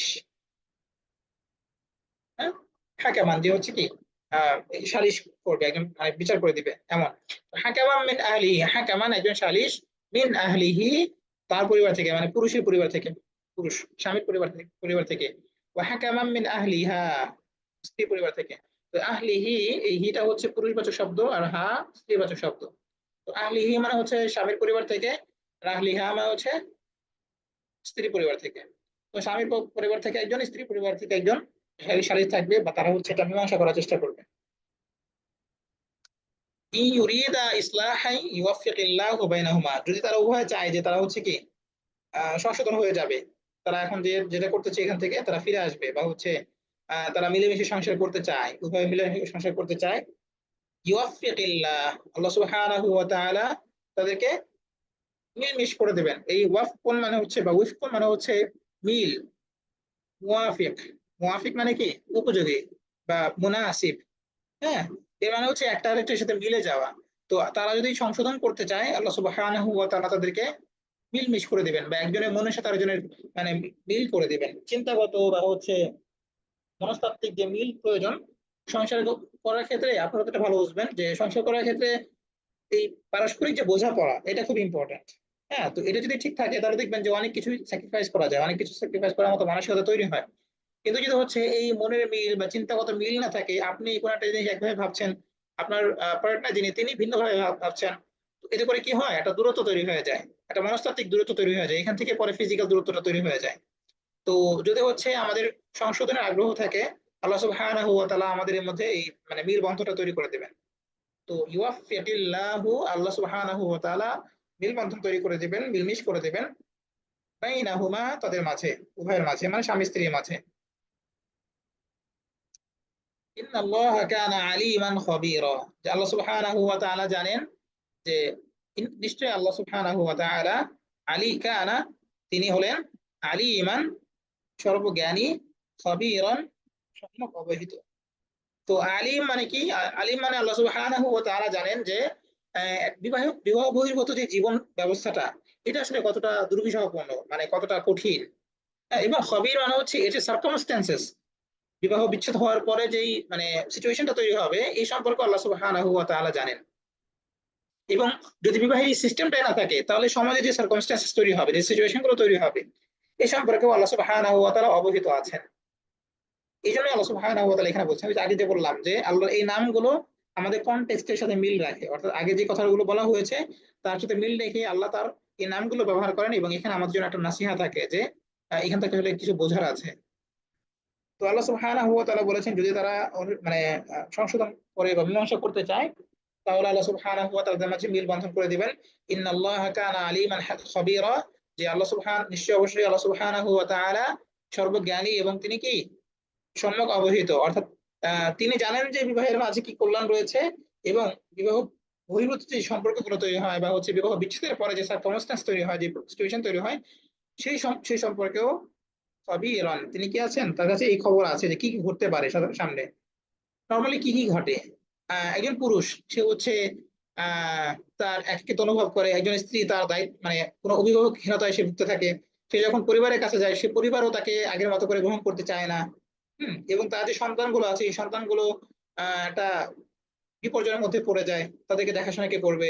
দেখা যায় যে যেই মামা বা হচ্ছে খালা যারা ছিলেন, যারা অনেক আদর করতেন, কোন একটা মেয়ে যখন ডিভোর্স হয়ে যায়, তো তার যে ছেলে মেয়েগুলো আছে মানে মামা বা খালা এরা যারা আছেন এরাও কিন্তু আগের মতো স্বাভাবিক আদর করে না, বা হচ্ছে সাধারণ আচরণটা করে না। অনেক ক্ষেত্রে দেখা যায় এই পরিবারের ব্যাপারেই অন্যদের বিবাহের আগ্রহ কমে যায়, যে এই পরিবারের মেয়েরা স্বামী সংসার করতে পারে না, এরকম বিভিন্ন সিচুয়েশন তৈরি হয়। হ্যাঁ, তো আল্লাহ সুবহানাহু ওয়া তাআলা বলছেন যে আল্লাহ এই কি কি ঘটতে পারে, এই যে সমস্যাগুলো তৈরি হয় এই সম্পর্কে আল্লাহ সুবহানাহু ওয়া তাআলা জানেন। এই জন্য আল্লাহর ইচ্ছা কি সবাই যেন কি করে এই বিবাহ বন্ধনটাকে টিকিয়ে রাখার সর্বোত্তম চেষ্টা করে। বুঝে গেল? তারপর আল্লাহ সুবহানাহু ওয়া তাআলা বলেছেন ওয়া'বুদুল্লাহ ওয়া লা তুশরিকু বিহি শাইআন।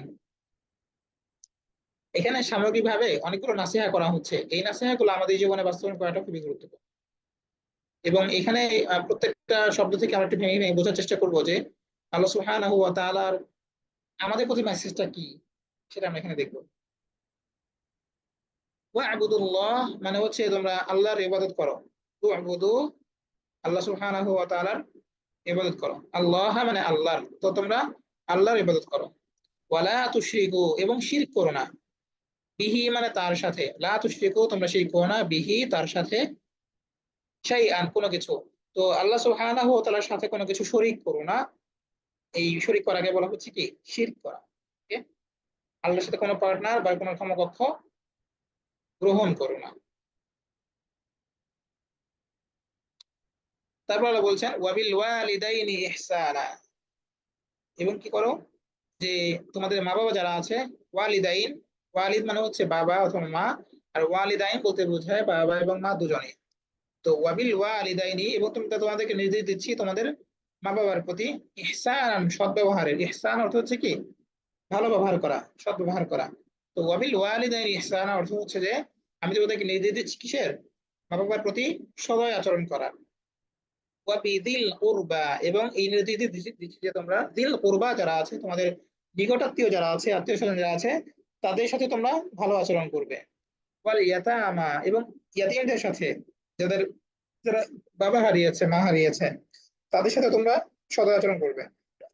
ওয়াল মাসাকিন এবং অভাবগ্রস্তদের, যারা যারা হচ্ছে অভাবগ্রস্ত, যাদের অর্থ সম্পদ নেই, এমন লোকদের প্রতি তোমরা সদয় আচরণ করবে। ওয়াল জারি যিল কুরবা, এই যার মানে হচ্ছে, যেটা আমরা আগেও বলেছি, যার মানে প্রতিবেশী, একদম শুরুতে বলেছিলাম যার মানে হচ্ছে প্রতিবেশী। দিল কুরবা মানে আত্মীয় স্বজন, মানে কিছু আত্মীয় স্বজন থাকে না যাদের সাথে একসাথে থাকতে হয়, যেমন ধরেন একই পরিবার আপনি যখন আছেন, আপনার ভাই আছে বা হচ্ছে আপনার বোন আছে বা অন্য যারা আছে, একই সাথে আপনাদের বসবাস, সংসার ভিন্ন কিন্তু একই সাথে বসবাস করছেন, হয়তো পাশাপাশি বসবাস করছেন অথবা একই ফ্ল্যাট একই ফ্লোরে থাকছেন, এমন। তো ওয়াল জারি যিল কুরবা মানে হচ্ছে নিকটাত্মীয় যারা প্রতিবেশী, নিকটাত্মীয় আবার পাশাপাশি থাকছেন এমন।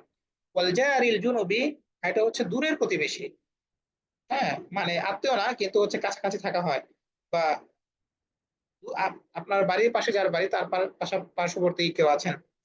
তারপর হচ্ছে ওয়াসাহিবি বিল জামবি পার্শ্ববর্তী সাথী, পার্শ্ববর্তী সাথী বলতে বোঝায় সাময়িক সময়ের জন্য যার সাথে যার সঙ্গ লাভ করছেন। যেমন এই ক্লাসে আজকে তো আপনাদের সাথে আমার প্রথম ক্লাস, তাই না? এবং এবং এর আগে কখনো কোনো ক্লাস নেওয়া হয়নি। তো এই যে সাময়িক যে পরিচয় হচ্ছে, এই পরিচয়ের সময়টাতেও এটা হতে পারে যে আপনি ক্লাসে কোথাও যুক্ত হয়েছেন বা কোনো একটা মিটিং এ তার সাথে অ্যাটেন্ড করেছেন, অথবা কোনো একটা ট্রান্সপোর্টে আপনি তার সাথে সাময়িক সময় ছিলেন, যাতায়াতের সময়। এমন এই যে মানে ক্ষণিকের সময়ের জন্য যেই পার্শ্ববর্তী হওয়া হয় বা পাশাপাশি বসা হয়, পাশাপাশি কথা হয়, এটা তো এমন প্রত্যেক জায়গায়। তো আল্লাহ সুবহানাহু ওয়া তাআলা যে সিকোয়েন্সটা ব্যবহার করেছেন দেখুন, প্রথমে বলেছেন যে সবচাইতে আপনজন যারা মা বাবা, তারপরে হচ্ছে মা বাবার আত্মীয় স্বজন। মা বাবার আত্মীয় স্বজন বলতে আমরা বোঝাচ্ছি যে আপনার হয়তো নানা নানি, দাদা দাদি বা আপনার ফুফু খালা, এমন এই যে আত্মীয় স্বজন যারা আছে তারা। আবার আহ এরা গেল রক্ত সম্পর্কের, রক্ত সম্পর্কের বাইরেও হতে পারে যে আপনার পরিবারের বা পরিবারের বাইরে কোনো মানে ইয়াতিম বা মিসকিন, অথবা হচ্ছে যে আপনার প্রতিবেশী যারা আত্মীয় স্বজনের মধ্যে আপনার প্রতিবেশী যারা আছে, বা আত্মীয় স্বজন না কিন্তু দীর্ঘদিন ধরে আপনারা একসাথে বসবাস করছেন, পাশাপাশি বসবাস করছেন, অথবা সাময়িক সময়ের জন্য কারোর সাথে সম্পর্ক হয়েছে বা সাময়িক সময়ের জন্য তার সাথে সাক্ষাৎ হয়েছে। তো যত জায়গায় বা যতটা সিচুয়েশনে আমরা নিজেদেরকে ইনভলভ করি, প্রত্যেক জায়গায় আমাদের কি করতে হবে, সদয় আচরণ বজায় রাখতে হবে। এর একটা উপকারিতা আছে, এর একটা উপকারিতা আছে তা কি, শুরুতে আল্লাহ সুবহানাহু ওয়া তাআলা বলেছেন ইবাদত করতে। আমরা যখন আল্লাহ সুবহানাহু ওয়া তাআলার ইবাদত করব, মানে সকল বিধানগুলো মেনে চলবো, তখন আমাদের জন্য অনেক বিপদ আপদ বা অনেক মানে শারীরিক পারিবারিক বা সামাজিক যে কলহ আছে, এগুলো থেকে বেঁচে থাকাটা সহজ হবে। সাধারণত আত্মীয়তার সম্পর্ক ছিন্ন হয় কেন বলেন তো? আত্মীয়তার সম্পর্ক ছিন্ন হয় হচ্ছে তাদের অধিকারগুলো আদায় না করার কারণে। আপনি মানে কেউ হয়তো তার বোনের অধিকারটা, তার যে হক আছে, তাদের পারিবারিক সম্পদ আছে, সেটা হয়তো সঠিকভাবে বন্টন করেনি, এতেও পারিবারিক কলহ তৈরি হতে পারে। অথবা হচ্ছে আপনি বিবাহ করেছেন কিন্তু আপনার পরিবারের প্রতি আপনি দায়িত্বশীল নন, এক্ষেত্রেও আপনার স্ত্রীর সাথে দূরত্ব তৈরি হতে পারে। হ্যাঁ, অথবা হচ্ছে মা বাবার প্রতি, সাধারণত কি হয় বিয়ে করার পর আমরা মা বাবার প্রতি উদাসীন হয়ে পড়ি। এই যে প্রবলেম গুলো তৈরি হচ্ছে, এই প্রত্যেকটা ব্যাপারে আমাদেরকে সতর্ক হতে হবে। আল্লাহ সুবহানাহু ওয়া তাআলা বলছেন যে তোমরা আল্লাহর ইবাদত করো, ওয়ালা তুশরিকু বিহি শাইআন এবং তার সাথে কোনো কিছু শিরক করো না। হ্যাঁ, এই শিরকের কথাটা কেন হলো, মানে হঠাৎ করে পারিবারিক আলোচনার মধ্যে শিরক শিরক চলে আসছে, তাই না? এই শিরকের কথাটা আমার মানে হচ্ছে যে অনেক সময় হয় কি যে অন্যায় ভাবে আমরা কাউকে বেশি প্রাধান্য দিয়ে ফেলি। হ্যাঁ, এতে করে কি হয় যে সে যতটুকু প্রাপ্য তার সাথে বেশি দেওয়ার কারণে এখানে একটা মানে অসামঞ্জস্য তৈরি হয়। হ্যাঁ, তো এই অসামঞ্জস্য কেন তৈরি হয়? যেমন ধরুন আপনি পরিবারে খরচ করছেন না, কিন্তু বাহিরে খরচ করছেন, বাহিরে আপনি দান সদাকা করছেন, কিন্তু পরিবারের প্রতি আপনি উদাসীন, এবং পরিবারের প্রতি আপনি কোনো আগ্রহ নই, কারণ এটা কেউ দেখছে না। আর বাহিরে দান সদাকা করলে হচ্ছে কি হয়, মানুষ আপনাকে দানবীর বা সামাজিক একটা স্ট্যাটাস তৈরি হবে। এই ব্যাপারটাকে সামনে রেখে আপনি পরিবারের প্রতি দায়িত্বশীল নন, উদাসীন, কিন্তু সামাজিক ভাবে আপনি বিভিন্ন মানে অ্যাক্টিভিটিস এর সাথে যুক্ত আছেন। তো এর উদ্দেশ্য হচ্ছে যে আমরা মূলত একটা সামাজিক মানে স্ট্যাটাস এস্টাবলিশ করতে চাই। এটা কিন্তু ওয়ান কাইন্ড অফ শিরক, যে আমরা আল্লাহ সুবহানাহু ওয়া তাআলার সন্তুষ্টি চেয়ে মানে সন্তুষ্টি ব্যতি রেখে সন্তুষ্টি ছেড়ে মানুষের কাছে প্রসিদ্ধি বা মানুষের কাছে সম্মান কামনা করছি। এটাও কিন্তু কাইন্ড অফ শিরক। আবার দেখা যায় কি আপনি আপনার স্ত্রীর প্রতি যে দায়িত্ব ছিল সেটাকে স্কিপ করে আপনি আপনার মায়ের প্রতি বেশি আনুগত্যশীল হচ্ছেন। আমি বলছি না যে মায়ের কথা অবাধ্য হয়ে তারপর স্ত্রীকে দেখতে হবে। নরমালি যেটা হয় যে আমরা যখন দিনে প্রবেশ করি, মা বাবার বিধানগুলো যখন আমরা জানতে শুরু করি, তখন এমনও সিচুয়েশন তৈরি হয়, এমন কেস তৈরি হয় যে মা বাবার কথা শুনতে গিয়ে স্ত্রীর প্রতি আমরা জুলুম করে ফেলি। হ্যাঁ, তো এই যে ব্যাপারগুলো, এগুলোকে আল্লাহ সুবহানাহু ওয়া তাআলা খুলে খুলে আলোচনা করেছেন। এই প্রথম দুইটা কথা, এই দুইটা কথাকে আল্লাহ সুবহানাহু ওয়া তাআলা খুলে খুলে আলোচনা করেছেন এইভাবে যে প্রথমে কি করতে হবে, তুমি তোমার মা বাবার প্রতি সদাচরণ করবে, তারপর তোমার আত্মীয় স্বজন যারা আছে তাদের প্রতি সদাচরণ করবে। এই ক্ষেত্রে যেখানে দান করলে মানুষ দেখবে এমন জায়গা না খুঁজে, যারা হচ্ছে প্রকৃত অর্থে ইয়েতিম বা প্রকৃত অর্থেই যারা আহ অসহায় যারা আছে, তাদের প্রতি তোমার দান সদাকাটা বাড়াও। একটা হচ্ছে দায়িত্ব পালন করতে হবে, প্রথমে হচ্ছে আপনার রেসপন্সিবিলিটিসটা আপনার মা বাবার উপর, তারপর আপনার নিকট আত্মীয়দের উপর, এবং তারপরে হচ্ছে বাহিরে যারা এতিম অসহায় আছে তাদের উপর। তো এই সিকোয়েন্সটা আমাদের ফলো করতে হবে অবশ্যই। তারপর হচ্ছে যে আত্মীয় স্বজন যারা আছে, পাড়া প্রতিবেশী আত্মীয় স্বজন বা হচ্ছে দূরে কোনো আত্মীয় স্বজন, এই প্রত্যেকের প্রতি আমাদের সদয় আচরণটা বজায় রাখতে হবে এবং প্রত্যেকের প্রতি আমাদের দায়িত্বশীল হতে হবে। একইভাবে আমি যেমন আমার মা বাবার প্রতি কোনো অবিচার করতে পারবো না, একইভাবে আমার আত্মীয় স্বজনের প্রতিও না, একইভাবে আমার পাশে মানে প্রতিবেশী যারা আছে তাদের উপর না। সাময়িক সময়ের জন্য আমি যার পাশে বসেছি তাকেও যেন আমি কোনোভাবে কষ্ট না দিই, তার প্রতি কোনো যেন অবিচার না করে ফেলি। এই যে দায়িত্বশীলতা, এটাই আল্লাহ সুবহানাহু ওয়া তাআলা আমাদেরকে বোঝাচ্ছেন। এবং আরো বলেছেন যে ওয়াবিনিস সাবিল, যারা হচ্ছে আহ এগুলো সাবিল বলতে বোঝায় মুসাফির, যারা মানে পথের পথিক যারা। সে হতে পারে ধনী, কিন্তু আপনার শহরে এসে সে হয়তো অসহায় হয়ে পড়েছে, হয়তো কেউ চিন্তায় শিকার হয়েছে, অথবা হচ্ছে কি সে ভ্রমণ করতে করতে তার অর্থ হারিয়ে ফেলেছে, শেষ করে ফেলেছে, এমন যারা যারা পথিক মুসাফির। ওয়ামা মালাকাত আইমানুকুম, আর তোমাদের ডান হাত যার মালিক হয়েছে। মালাকাত আইমানুকুমের এটা হচ্ছে একটা ফ্রেজ, এর মানে হচ্ছে যে আল্লাহ সুবহানাহু ওয়া তাআলা বলছেন তোমাদের দাসী যারা আছে, দাসী। তো এখন আমাদের সমাজে যারা কাজ করে, মেইড বা হচ্ছে বেবি সিটার, এরা কিন্তু দাসী না, এরা হচ্ছে কাজের লোক। আগে যেটা ছিল যে যুদ্ধে যারা হচ্ছে মানে যাদেরকে ধরা হতো বা হচ্ছে ক্রয় সূত্রে যাদেরকে দাসী হিসেবে গ্রহণ করা হতো, তো তাদের সাথে ইন্টিমেসি সুযোগ ছিল। হ্যাঁ, তো বিবাহ মানে বহির্ভূত যে সম্পর্ক, শারীরিক সম্পর্ক, এটাকে আমরা বলি জিনা। আর বিবাহ মানে বন্ধন আবদ্ধ হওয়ার পরে যে শারীরিক সম্পর্ক হয় এটাকে আমরা বলি কি হালাল বা বৈধ, অথবা হচ্ছে কি কখনো কখনো ক্ষেত্র বিশেষে এটা ইবাদত। তো এই যে বাদী যারা আছে বা দাসী যারা আছে, তাদের সাথে যে শারীরিক সম্পর্কটা করা হয়, এটাকে আমরা কি বলবো, বৈধ বলবো নাকি অবৈধ বলবো? মানে বিবাহ, এটা তো বিবাহ বহির্ভূত, সেক্ষেত্রে তো অবৈধ, অবশ্যই অবৈধ হওয়ার কথা, তাই না? তো আপনি যে প্রক্রিয়াটা অবলম্বন করেছেন, এই প্রক্রিয়াটা হচ্ছে কি পজিটিভ। সাধারণত ডান দিক বা বাম দিক, যে বাম দিক বলতে বোঝায় কি বামপন্থী আমরা বোঝাই। হ্যাঁ, যেখানে কি থাকে চিন্তাগত একটা মানে বিচ্যুতির দিক থাকে। তো বাম সাধারণত আমরা এটাকে কি বলি, নেগেটিভ অর্থে ব্যবহার করে থাকি, আর ডানকে আমরা সাধারণত পজিটিভ ধরে থাকি। তো আইমানুকুম মানে হচ্ছে যে তোমাদের ডান হাত যার মালিক হয়েছে, মানে বৈধ পন্থায় তোমরা যেগুলোর মালিক হয়েছো। মালাকাত আইমানুকুম মানে তোমাদের ডান হাত যেগুলোর মালিক হয়েছে, মানে হচ্ছে কি যেগুলোকে তোমরা বৈধ পন্থায় তোমরা মালিকানা পাইছো। বুঝা গেল? তো এই যে আমাদের সমাজে মানে বা যদি ইসলামী ব্যবস্থা থাকে বা দাস দাসী প্রথার যে প্রচলন, বৈধ শরিয়া সম্মত যে প্রচলন, সেই প্রচলন যদি থাকে, তাহলে দাস দাসীর প্রতি কি করা যাবে না, অবিচার করা যাবে না, তাদের প্রতি দায়িত্বশীল হতে হবে। এগুলো বলেছে কেন? কারণ ইন্নাল্লাহ লা ইউহিব্বু মান কানা মুখতারান ফাখুরা, যে আল্লাহ সুবহানাহু ওয়া তাআলা আহ ওই ব্যক্তিকে পছন্দ করে না। ইন্নাল্লাহা নিশ্চয় আল্লাহ লা ইউহিব্বু তিনি পছন্দ করেন না মান সেই ব্যক্তিকে যে কানা হয় মুখতালান দাম্ভিক ফাখুরান অহংকারী। তো এই মুখতালাল ফাখুর কানার খবর হয়েছে, এজন্য হচ্ছে মুখতালান ফাখুরান মানসুব হয়েছে। তো আল্লাহ সুবহানাহু ওয়া তাআলা সেই ব্যক্তিকে পছন্দ করেন না যিনি কি করেন, মুখতাল হন, দাম্ভিক হন এবং অহংকারী হন। হ্যাঁ, তো আল্লাহ সুবহানাহু ওয়া তাআলা আমাদেরকে দাম্ভিকতা এবং অহংকার থেকে মুক্ত হতে বলেছেন, আদারওয়াইজ আমরা কি পাবো না, আল্লাহ সুবহানাহু ওয়া তাআলার প্রিয় হতে পারবো না।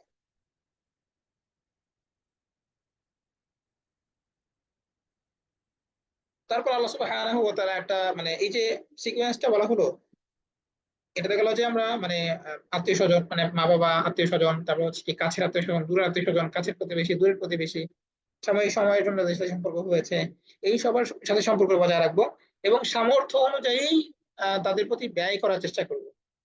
হ্যাঁ, আল্লাহ সুবহানাহু ওয়া তাআলা বলছেন আল্লাযীনা ইয়াবখালুনা ওয়া ইয়া'মুরুনা আন-নাসা বিল বুখল, যারা হচ্ছে নিজেরা কার্পণ্য করে কৃপণতা করে, আল্লাযীনা যারা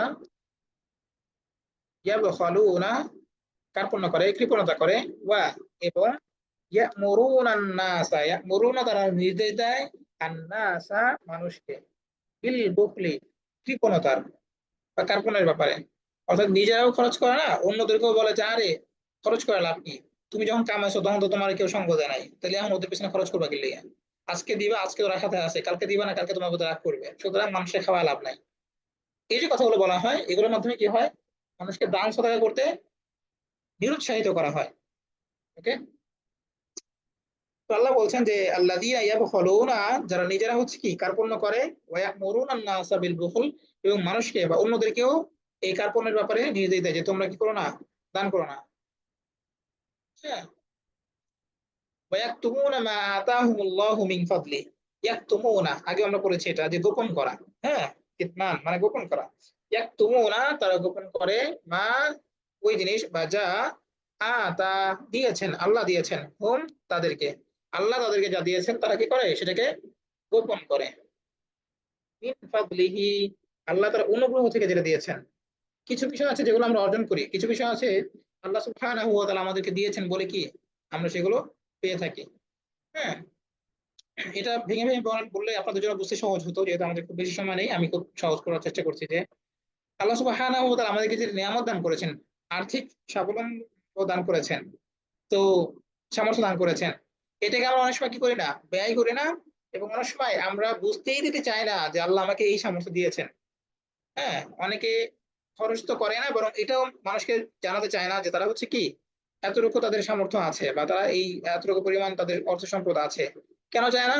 কারণ আত্মীয় স্বজন যদি জানতে পারে যে আমার স্যালারি হচ্ছে কি 50,000 টাকা, আমার স্যালারি হচ্ছে 1 লাখ টাকা, তখন কি হবে, আমার কাছে তারা ঋণ চাইবে বা কারো কোনো অভাব দেখা দিলে সে আমার কাছে চাইবে যে বাবা আমাকে কিছু টাকা দাও, আমি তোমাকে পরে দিব না, বা হচ্ছে আপাতত দাও পরে দিচ্ছি আমি। তো এই আমার কাছে কেউ ঋণ চাইতে পারে বা আমার কাছে কেউ সাহায্য চাইতে পারে, এই জন্য আমি আত্মীয় স্বজনকে জানাচ্ছি না পর্যন্ত যে আল্লাহ আমাকে এই নিয়ামত দান করেছেন।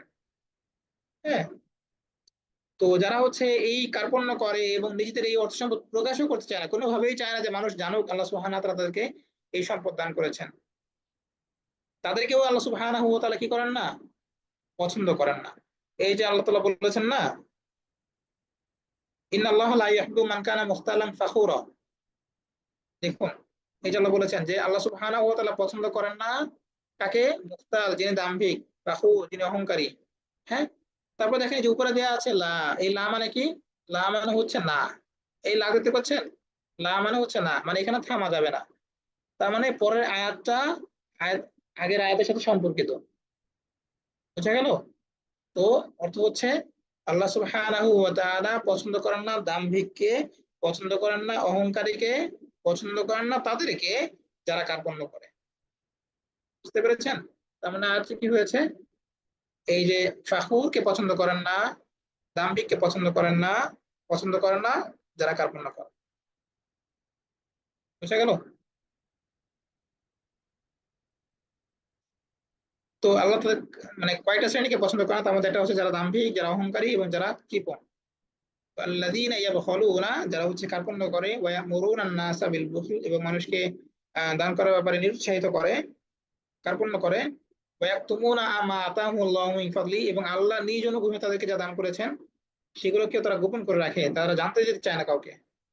তো তাদেরকেও আল্লাহ সুবহানাহু ওয়া তাআলা পছন্দ করেন না। এবং তিনি বলছেন ওয়া'আতাদনা, আর আমি প্রস্তুত রেখেছি, প্রস্তুত করে রেখেছি, এই যে আ'তাদনা মানে হচ্ছে কি আমরা প্রস্তুত করে রেখেছি, লিল কাফিরিনা কাফিরদের জন্য, আযাবান শাস্তির, যা কি হবে, মুহিনান অপমানকর, লজ্জাজনক, লাঞ্ছনাকর। হ্যাঁ, তো আল্লাহ সুবহানাহু ওয়া তাআলা তাদেরকে লাঞ্ছনা করার শাস্তি দেবেন। তো এই যে আ'তাদনা লিল কাফিরিনা, আল্লাহ সুবহানাহু ওয়া তাআলা বলেছেন যে আ'তাদনা লিল কাফিরিনা, কাফিরদেরকে আমি কি করব, শাস্তি দেব। তাহলে কোনো মুমিন যদি কৃপণ হয় তাকে কি শাস্তি দিবেন না? কাফির মানে কি, যে হচ্ছে ডিসবিলিভার, যে হচ্ছে আল্লাহ সুবহানাহু ওয়া তাআলার প্রতি বিশ্বাস রাখে না। তো কোনো মুমিন যদি মানে মুমিন মুসলিম সে হচ্ছে কার্পণ্য করে, তাকে কি আল্লাহ শাস্তি দিবেন না? তার জন্য কি আল্লাহ শাস্তি রাখেননি? হ্যাঁ, রেখেছেন। কাফিরের দুইটা অর্থ আছে, একটা হচ্ছে যে সে সত্যিকার অর্থে কাফির, আর কুফরের একটা অর্থ হচ্ছে গোপন করা, আড়াল করা।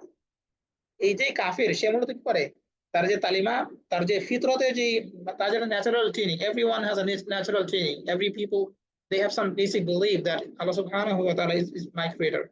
So he is hiding this, he is tending to hide this, that there is no natural training in myself. এই যে মানুষের ফিতরতে যে চিন্তা ভাবনা আছে, ফিতরত আল্লাহিল্লাতী ফাতারান নাস আলাইহা, আল্লাহ সুবহানাহু ওয়া তাআলা যে ফিতরত বা যে ন্যাচারাল ট্রেনিং এর উপরে মানুষকে সৃষ্টি করছেন, এইটাকে যারা গোপন করে তারা হচ্ছে কি ডিসবিলিভার, তারা হচ্ছে অবিশ্বাসী, তারা কাফির। তো এই কুফরের মধ্যেও একটা আছে কি যে গোপন করা। সে মূলত কোনো কাফির যে আল্লাহকে বিশ্বাস করে না, সে মতো তার ভিতরে যে ন্যাচারাল ট্রেনিং আছে, স্রষ্টার প্রতি যে বিশ্বাসের যে একটা মানে প্রবণতা দিয়ে আল্লাহ সুবহানাহু ওয়া তাআলা সৃষ্টি করেছেন, সেটাকে সে গোপন করছে, এই জন্য সে কাফের। আর এটা হচ্ছে আল্লাহ সুবহানাহু ওয়া তাআলাকে যে সম্পদ দিয়েছেন সেই সম্পদটাকে সে গোপন করছে, এবং তার মাঝে যে এই দানশীলতা আল্লাহ দিয়েছেন, একটা পজিটিভ যে একটা মানে আহ, গুণ দিয়েছিলেন, সেটাকে সে গোপন করছে। তো এই গুণ গোপন করার অর্থে কাফির। বা আতাদনা লিল কাফিরিনা, কাফিরদের জন্য মানে কি, এটা হচ্ছে কাফিরদের জন্য, এটা হচ্ছে কি গোপনকারীদের জন্য, যারা গোপন করেছে। বুঝতে পেরেছেন? তাহলে এখানে কাফিরের অন্তর্ভুক্ত এবং মুসলিমদের মধ্যে যারা সম্পদ গোপন করে এবং কাউকে দান সদকা করে না, তাদের কথা এখানে বলা হচ্ছে। বুঝা গেল? তারপর আল্লাহ সুবহানাহু ওয়া তাআলা বলছেন ওয়াল্লাযীনা, এবং যারা ইউনফিকুনা খরচ করে। তো আগেটা গেল যে প্রথম একটা গ্রুপ যারা হচ্ছে কি সংসারের প্রতি দায়িত্বশীল না, বা হচ্ছে তাদেরকে যে সম্পদ দেওয়া হয়েছে সেই সম্পদটাকে তারা সুষম বন্টন করছে না, অথবা কি অসহায় যারা আছে তাদেরকে সাহায্য করছে না, এমন ব্যক্তিদের কথা কথা বলা হলো। তো এটা গেল যারা হচ্ছে কি নেগেটিভ অর্থে, যারা হচ্ছে আহ ভালো না, তাদের কথা বলা হচ্ছে। এখন আল্লাহ সুবহানাহু ওয়া তাআলা ওই ব্যক্তিদের কথা বলবেন যারা কি ভালো। মূলত যেটা হতো যে, আচ্ছা এখানে আরেকটা ব্যাপার বলা হচ্ছে। তো প্রথম ক্যাটাগরি গেল যে কি খরচ করে না, এটা একটা যে একেবারেই খরচ করে না। আরেকটা গ্রুপ আছে খরচ করে, কিন্তু তাদের উদ্দেশ্য ভিন্ন। আল্লাহ বলছেন ওয়াল্লাযীনা, এবং যারা ইউনফিকুনা খরচ করে, আমওয়ালাহুম তাদের সম্পদ, রিআ আন-নাস, রিআ মানে হচ্ছে কি দেখানোর উদ্দেশ্যে, লোক দেখানো। হ্যাঁ, আন-নাস মানে মানুষকে।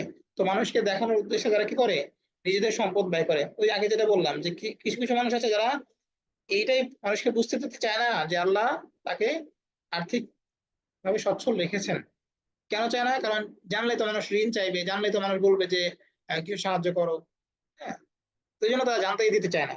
আর কিছু মানুষ আছে যারা দান করে, কিন্তু তাদের উদ্দেশ্য হচ্ছে তারা মানুষকে দেখাবে।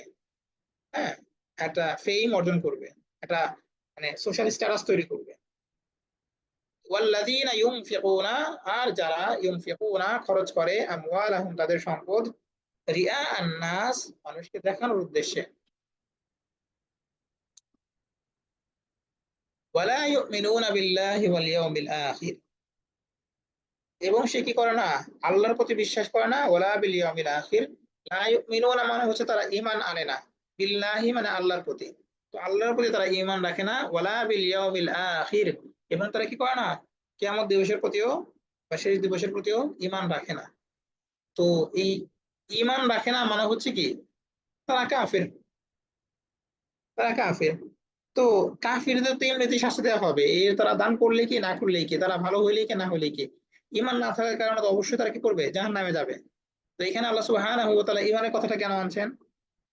ইমানের কথাটা মানে হলো যে তারা যে লোক দেখানোর জন্য কাজ করছে, লোক দেখে কি হবে, আমাদের ভেতরে থাকতে হবে মূলত ইখলাস, আল্লাহ সুবহানাহু ওয়া তাআলার সন্তুষ্টি। এই জন্য আল্লাহ বলেছেন যে ইন্নামাল আমালু বিন্নিয়াত, যে নিয়তের মাধ্যমে কি হবে, প্রত্যেক কাজ নির্ধারণ করা হবে। তো আমাদের প্রত্যেক কাজ, একজন মুমিন হিসেবে আমাদের কাজের লক্ষ্যবস্তু হওয়া দরকার আল্লাহ সুবহানাহু ওয়া তাআলা, যে আল্লাহর জন্য আমরা কি করবো, ইয়াবুদুল্লাহ মুখলিসিনা লাহুদ্দিন, তারা যেন কোনো ইবাদত কি করে, একমাত্র আল্লাহর জন্যই করে। হ্যাঁ, খালিস ভাবে যেন আল্লাহর জন্যই করে। তো কেউ যদি মানুষকে দেখানোর জন্য করে, তাহলে সে আল্লাহর জন্য করছে না, বরং মানুষকে দেখানোর জন্য করছে। এই অবস্থায় তার ফোকাসটা মূলত মানুষের প্রতি, আল্লাহর প্রতি না। তাহলে বাহ্যিকভাবে কি হচ্ছে, সে মূলত আল্লাহকে ডিনাই করছে, আল্লাহর প্রতি সে কোনো কেয়ার করছে না। এবং সে এটাও বুঝতে পারছে না যে আলটিমেটলি মৃত্যুর পর তাকে আল্লাহর সামনে দাঁড়াতে হবে। ইয়াখাফু মাকামা রাব্বিহি ওয়া নাহান নাফসা আনিল হাওয়া, যে আল্লাহর সামনে তাকে দাঁড়াতে হবে। তো সে যদি প্রকৃত অর্থেই আখিরাতে বিশ্বাস করতো, কিয়ামতে বেশি বিশ্বাস করতো, তাহলে সে এই দুনিয়ার সামান্য ফেম অর্জনের জন্য কি করতো না, দান করতো না। দুনিয়াতে সে মৃত্যুবরণ করার সাথে সাথে তার দান সদকা মিটে যাবে। হয়তো 5 বছর 10 বছর মানুষ তাকে মনে রাখবে, কিন্তু একটা পর্যায়ে গিয়ে সে বিস্তৃত হয়ে যাবে, অর্থাৎ মানুষ তাকে আর মনে রাখবে না। তো তার যদি আখিরাতের প্রতি বিশ্বাস থাকতো, যেটা হচ্ছে চিরস্থায়ী, তাহলে সে কি করতো না, এই মানুষকে দেখানোর জন্য দান করতো না। তো এই জন্য আল্লাহ সুবহানাহু ওয়া তাআলা ইমানের কথা এনেছেন যে যারা মানুষকে দেখানোর জন্য কি করে, দান সদকা করে, ওয়ালা ইউমিনুনা বিল্লাহি ওয়ালা বিল ইয়াউমিল আখির, প্রকৃত অর্থে আল্লাহর প্রতি এবং কিয়ামত দিবসের প্রতি তারা বিশ্বাস রাখে না, ঈমান রাখে না, তাদেরকেও আল্লাহ সুবহানাহু ওয়া তাআলা কি করেন না, পছন্দ করেন না। তারপর আল্লাহ বলেছেন ওয়ামাই ইয়াকুনিশ শাইতানু লাহু করিনান ফাসাআ করিনা, ওয়ামান, এবং যে, বাজার, ইয়াকুন হবে, হয়, আশ-শাইতান, শয়তান, লাহু তার, করিন বন্ধু, তো শয়তান যার বন্ধু হবে, ফাসাআ করিনা, তবে সে অতি খারাপ সঙ্গী হিসাবে, করিনান, যে হচ্ছে শয়তানকে তার বন্ধুর উপর গ্রহণ করেছে, সে মূলত কি একটা খারাপ মানুষ, একটা সঙ্গী হিসেবে খুবই খারাপ, কারণ তার চিন্তাধারাটা কি, লেই। তো এই জন্য মানে মানুষ কি করে, শয়তান হচ্ছে আল্লাহ সুবহানাহু ওয়া তাআলার বিরুদ্ধে যুদ্ধ ঘোষণা করেছে। এবং আমরা যখন আল্লাহর বিধান না মেনে শয়তানের যে প্ররোচনা, সেটাতে সেই ফাঁদে পা দিব, তখন মূলত আমরা কি করছি, শয়তানকে আমাদের বন্ধুরূপে গ্রহণ করছি। অথচ আল্লাহ সুবহানাহু ওয়া তাআলা বলেছেন আশ-শাইতানু ইয়াইদুকুমুল ফাকরা ওয়া ইয়া'মুরুকুম বিল ফাহশা, হ্যাঁ, যে শয়তান হচ্ছে তোমাদের কি, দারিদ্র্যের ভয় দেখায় এবং তোমাদেরকে সে নির্দেশ করে খারাপ কাজের। হ্যাঁ, তো এই শয়তানকেই আমরা কি করছি, বন্ধু রূপে গ্রহণ করছি। এটা বন্ধু হিসেবে আমরা খুবই নিকৃষ্ট এবং শয়তান খুবই নিকৃষ্ট। তো আল্লাহ বলছেন যে মানুষ যে দান সদকা করছে আল্লাহর প্রতি সন্তুষ্টির চিন্তা না রেখে মানুষকে দেখানোর জন্য, এটা মূলত কি একটা শয়তানের প্রয়োজন, এবং সে শয়তানের ফাঁদে পা দিয়েছে। আর শয়তানকে যে বন্ধু রূপে গ্রহণ করবে, সে বন্ধু হিসেবে খুবই কি, নিকৃষ্ট। এই জন্য আল্লাহ সুবহানাহু ওয়া তাআলা বলেছেন আল্লাহু ওয়ালিয়্যুল্লাযিনা আমানু ইউখরিজুহুম মিনাজ যুলুমাতি ইলান নূর, যে আল্লাহ হচ্ছেন কি মুমিনদের বন্ধু। হ্যাঁ, তো এই আল্লাহকে যারা বন্ধু রূপে গ্রহণ না করে শয়তানকে যারা বন্ধু রূপে, সঙ্গী রূপে গ্রহণ করছে, তারা কি, নিকৃষ্ট। তারপর ওয়ামাযা আলাইহিম, আল্লাহ সুবহানাহু ওয়া তাআলা এখানে আক্ষেপ করে বলছেন বা অভিমান করে বলছেন, ওয়ামাযা আলাইহিম, তাদের কি হতো, মাযা কি, আলাইহিম তাদের উপরে নেমে আসতো, বা তাদের কি সমস্যা হতো, লাউ যদি, আমানু তারা ঈমান আনতো, প্রকৃত অর্থেই আল্লাহর প্রতি ঈমান আনতো, বিল্লাহি আল্লাহর প্রতি, ওয়াল ইয়াউমিল আখির শেষ দিবসের প্রতি, তাদের কেমন ক্ষতি হতো যদি তারা আল্লাহ সুবহানাহু ওয়া তাআলার প্রতি বিশ্বাস রাখতো এবং কিয়ামত দিবসের প্রতি বিশ্বাস রাখতো। ওয়া আনফাকু মিম্মা রাযাকাহুমুল্লাহ, ওয়া আনফাকু, এবং তারা খরচ করে, মিম্মা তা থেকে, রাযাকাহুমুল্লাহ আল্লাহ তাদেরকে যা দান করেছেন। তো আল্লাহ তাদেরকে যে সম্পদ দান করেছেন সেগুলো থেকে যদি তারা খরচ করতো, তাহলে তাদের কি এমন ক্ষতি হতো। যেখানে আল্লাহ সুবহানাহু ওয়া তাআলা বলেছেন কি, যে দান করলে আল্লাহ সুবহানাহু ওয়া তাআলা সম্পদ বাড়িয়ে দেন। মান জাআ বিল হাসানাতি ফালাহু আশরু আমসালিহা, যে হচ্ছে আহ একটা ভালো কাজ করে, ফালাহু আশরু আমসালিহা, আল্লাহ সুবহানাহু ওয়া তাআলা অনুরূপ 10টা ভালো কাজের প্রতিদান তাকে দান করবেন। হ্যাঁ, তো তারা যদি খরচ করতো, আল্লাহ তো তাদের সম্পদ বাড়িয়ে দিত, তারপরেও কেন তারা খরচ করলো না, তারপরেও কেন তারা খরচ করলো ঠিকই, কিন্তু দেখানোর জন্য করলো। আল্লাহ আক্ষেপ করে বলছেন যে ওয়ামাযা আলাইহিম লাউ আমানু বিল্লাহি ওয়াল ইয়াউমিল আখির, তারা যদি প্রকৃত অর্থে আল্লাহর প্রতি এবং আখিরাত দিবসের প্রতি বিশ্বাস রাখতো এবং তাদেরকে যে সম্পদ দান করা হয়েছে সেগুলো যদি তারা খরচ করতো, তাহলে তাদের কি এমন ক্ষতি হতো? তাদের কোনো ক্ষতি হতো না, বরং তাদের আরো উপকার হতো। ওয়া কানা আল্লাহু বিহিম আলিমা, আর আল্লাহ সুবহানাহু ওয়া তাআলা তাদের সম্পর্কে কি কি অবগত। মানে এখানে দুর্নীতি করে তো কোনো পার পাওয়া যাবে না। হয়তো আপনি আপনি ভাবছেন যে আহ দুনিয়াতে আমরা যেভাবে অপরাধ করে চেপে যেতে পারি, হ্যাঁ, ওইটা করার সুযোগ আছে। আল্লাহ সুবহানাহু ওয়া তাআলা বলছেন যে ওয়া কানা আল্লাহু বিহিম আলিমা, আল্লাহ তাদের সম্পর্কে সম্যক অবগত। যে দান করছে না সে মূলত সম্পদের মুখে দান করছে না, যে দান করছে লোক দেখানোর জন্য, আল্লাহ তার মনের খবরও জানেন। ইন্নাল্লাহা আলিমুন বিযাতিস সুদূর, তিনি মনের খবরটাও জানেন, সে কি কোন মেন্টালিটি থেকে দান করেছে, কোন ইন্টেনশন থেকে দান করেছে, তো তার নিয়ে কেমন ছিল, এটাও আল্লাহ সুবহানাহু ওয়া তাআলা জানেন। এই জন্য আগের যে কথাটা, সেই কথাটাকে আল্লাহ সুবহানাহু ওয়া তাআলা এখানে একটা কনক্লুশন এনেছেন এইভাবে যে আল্লাহ কিন্তু তাদের সম্পর্কে সবকিছুই জানেন। এখানে কেউ দান না করেও বেঁচে যেতে পারবে না, কেউ লোক দেখানোর জন্য দান করেও কি করবে না, বেঁচে যেতে পারবে না। তারপর আল্লাহ বলছেন ইন্নাল্লাহা লা ইয়াযলিমু মিসকালা যাররা, এই যে আল্লাহ বললেন যে আল্লাহ জানেন কে কি করছে না করছে, এগুলো সবকিছু আল্লাহ সুবহানাহু ওয়া তাআলা জানেন। তো এই জন্য যে একটু আগে যে আক্ষেপ করলেন, এই আক্ষেপের কারণে তার যে ক্ষোভ তৈরি হয়েছে, এই আক্রোশ যে তার উপর ঢেলে দিবেন, ফলে তার উপরে সে যতটুকু শাস্তি পাওয়ার যোগ্য উপযুক্ত তার সাথে বেশি দিয়ে ফেলবেন, এমন হবে না। আল্লাহ বলছেন তোমাদেরকে শাস্তি দেওয়া হবে, কিন্তু এখানে কি করা হবে না, কোনো জুলুম করা হবে না। আল্লাহ বলছেন ইন্নাল্লাহা, নিশ্চয় আল্লাহ, লা ইয়াযলিমু, জুলুম করবেন না, মিসকালা পরিমাণ, যাররাতিন অণু, আল্লাহ অণু পরিমাণও জুলুম করবেন না। এই যারা অপরাধ করেছে তাদেরকে তো আল্লাহ সুবহানাহু ওয়া তাআলা অবশ্যই শাস্তি দিবেন, এবং এই শাস্তি করতে কি কি করবেন না, তিনি জুলুম করবেন না, মানে কাউকে তার প্রাপ্য শাস্তির চাইতে অধিক দিয়ে ফেলবেন না। ওয়া ইন তাকু হাসানাতান ইউদাইফহা, ওয়া এবং ইন যদি থাকে, মানে ইন মানে হচ্ছে যদি, তাকু মানে হচ্ছে যদি থাকে, ইন তাকু যদি থাকে, হাসানাতুন কোন ভালো কাজ, বা হাসানাতান কোন ভালো কাজ, ইউদাইফহা, আল্লাহ এটাকে মাল্টিপ্লাই করবেন, অর্থাৎ এটাকে বাড়িয়ে দিবেন। ইউদাইফহা মানে কি, এটাকে দ্বিগুণ করে দিবেন। তো যদি কোনো ভালো কাজ থাকে, আল্লাহ যেমন কারোর প্রতি কোনো জুলুম করবেন না, সে ভালো কাজ করলে সে ভালো কাজের শাস্তি দেওয়া, মানে কি বলে, পুরস্কার দেওয়া হবে। হ্যাঁ, আর যদি তার কোনো খারাপ, মানে কেউ যদি ভালো কাজ করে অবশ্যই তাকে সেটা কি করবেন, তার এই ভালো কাজটাকে দ্বিগুণ করে দিবেন, কখনো কখনো এটাকে 10 গুণ করে দিবেন, কখনো তার সাথেও বাড়িয়ে দিবেন। তো যদি খারাপ কাজ করে তাকে শাস্তি দেওয়া হবে, কিন্তু তার যদি কোনো ভালো কাজ থাকে, ইনতাকু হাসানাতান, যদি কোনো ভালো কাজ থাকে, ইউদাইফা, তাহলে সেটাকে কি করে দিবেন, দ্বিগুণ করে দিবেন।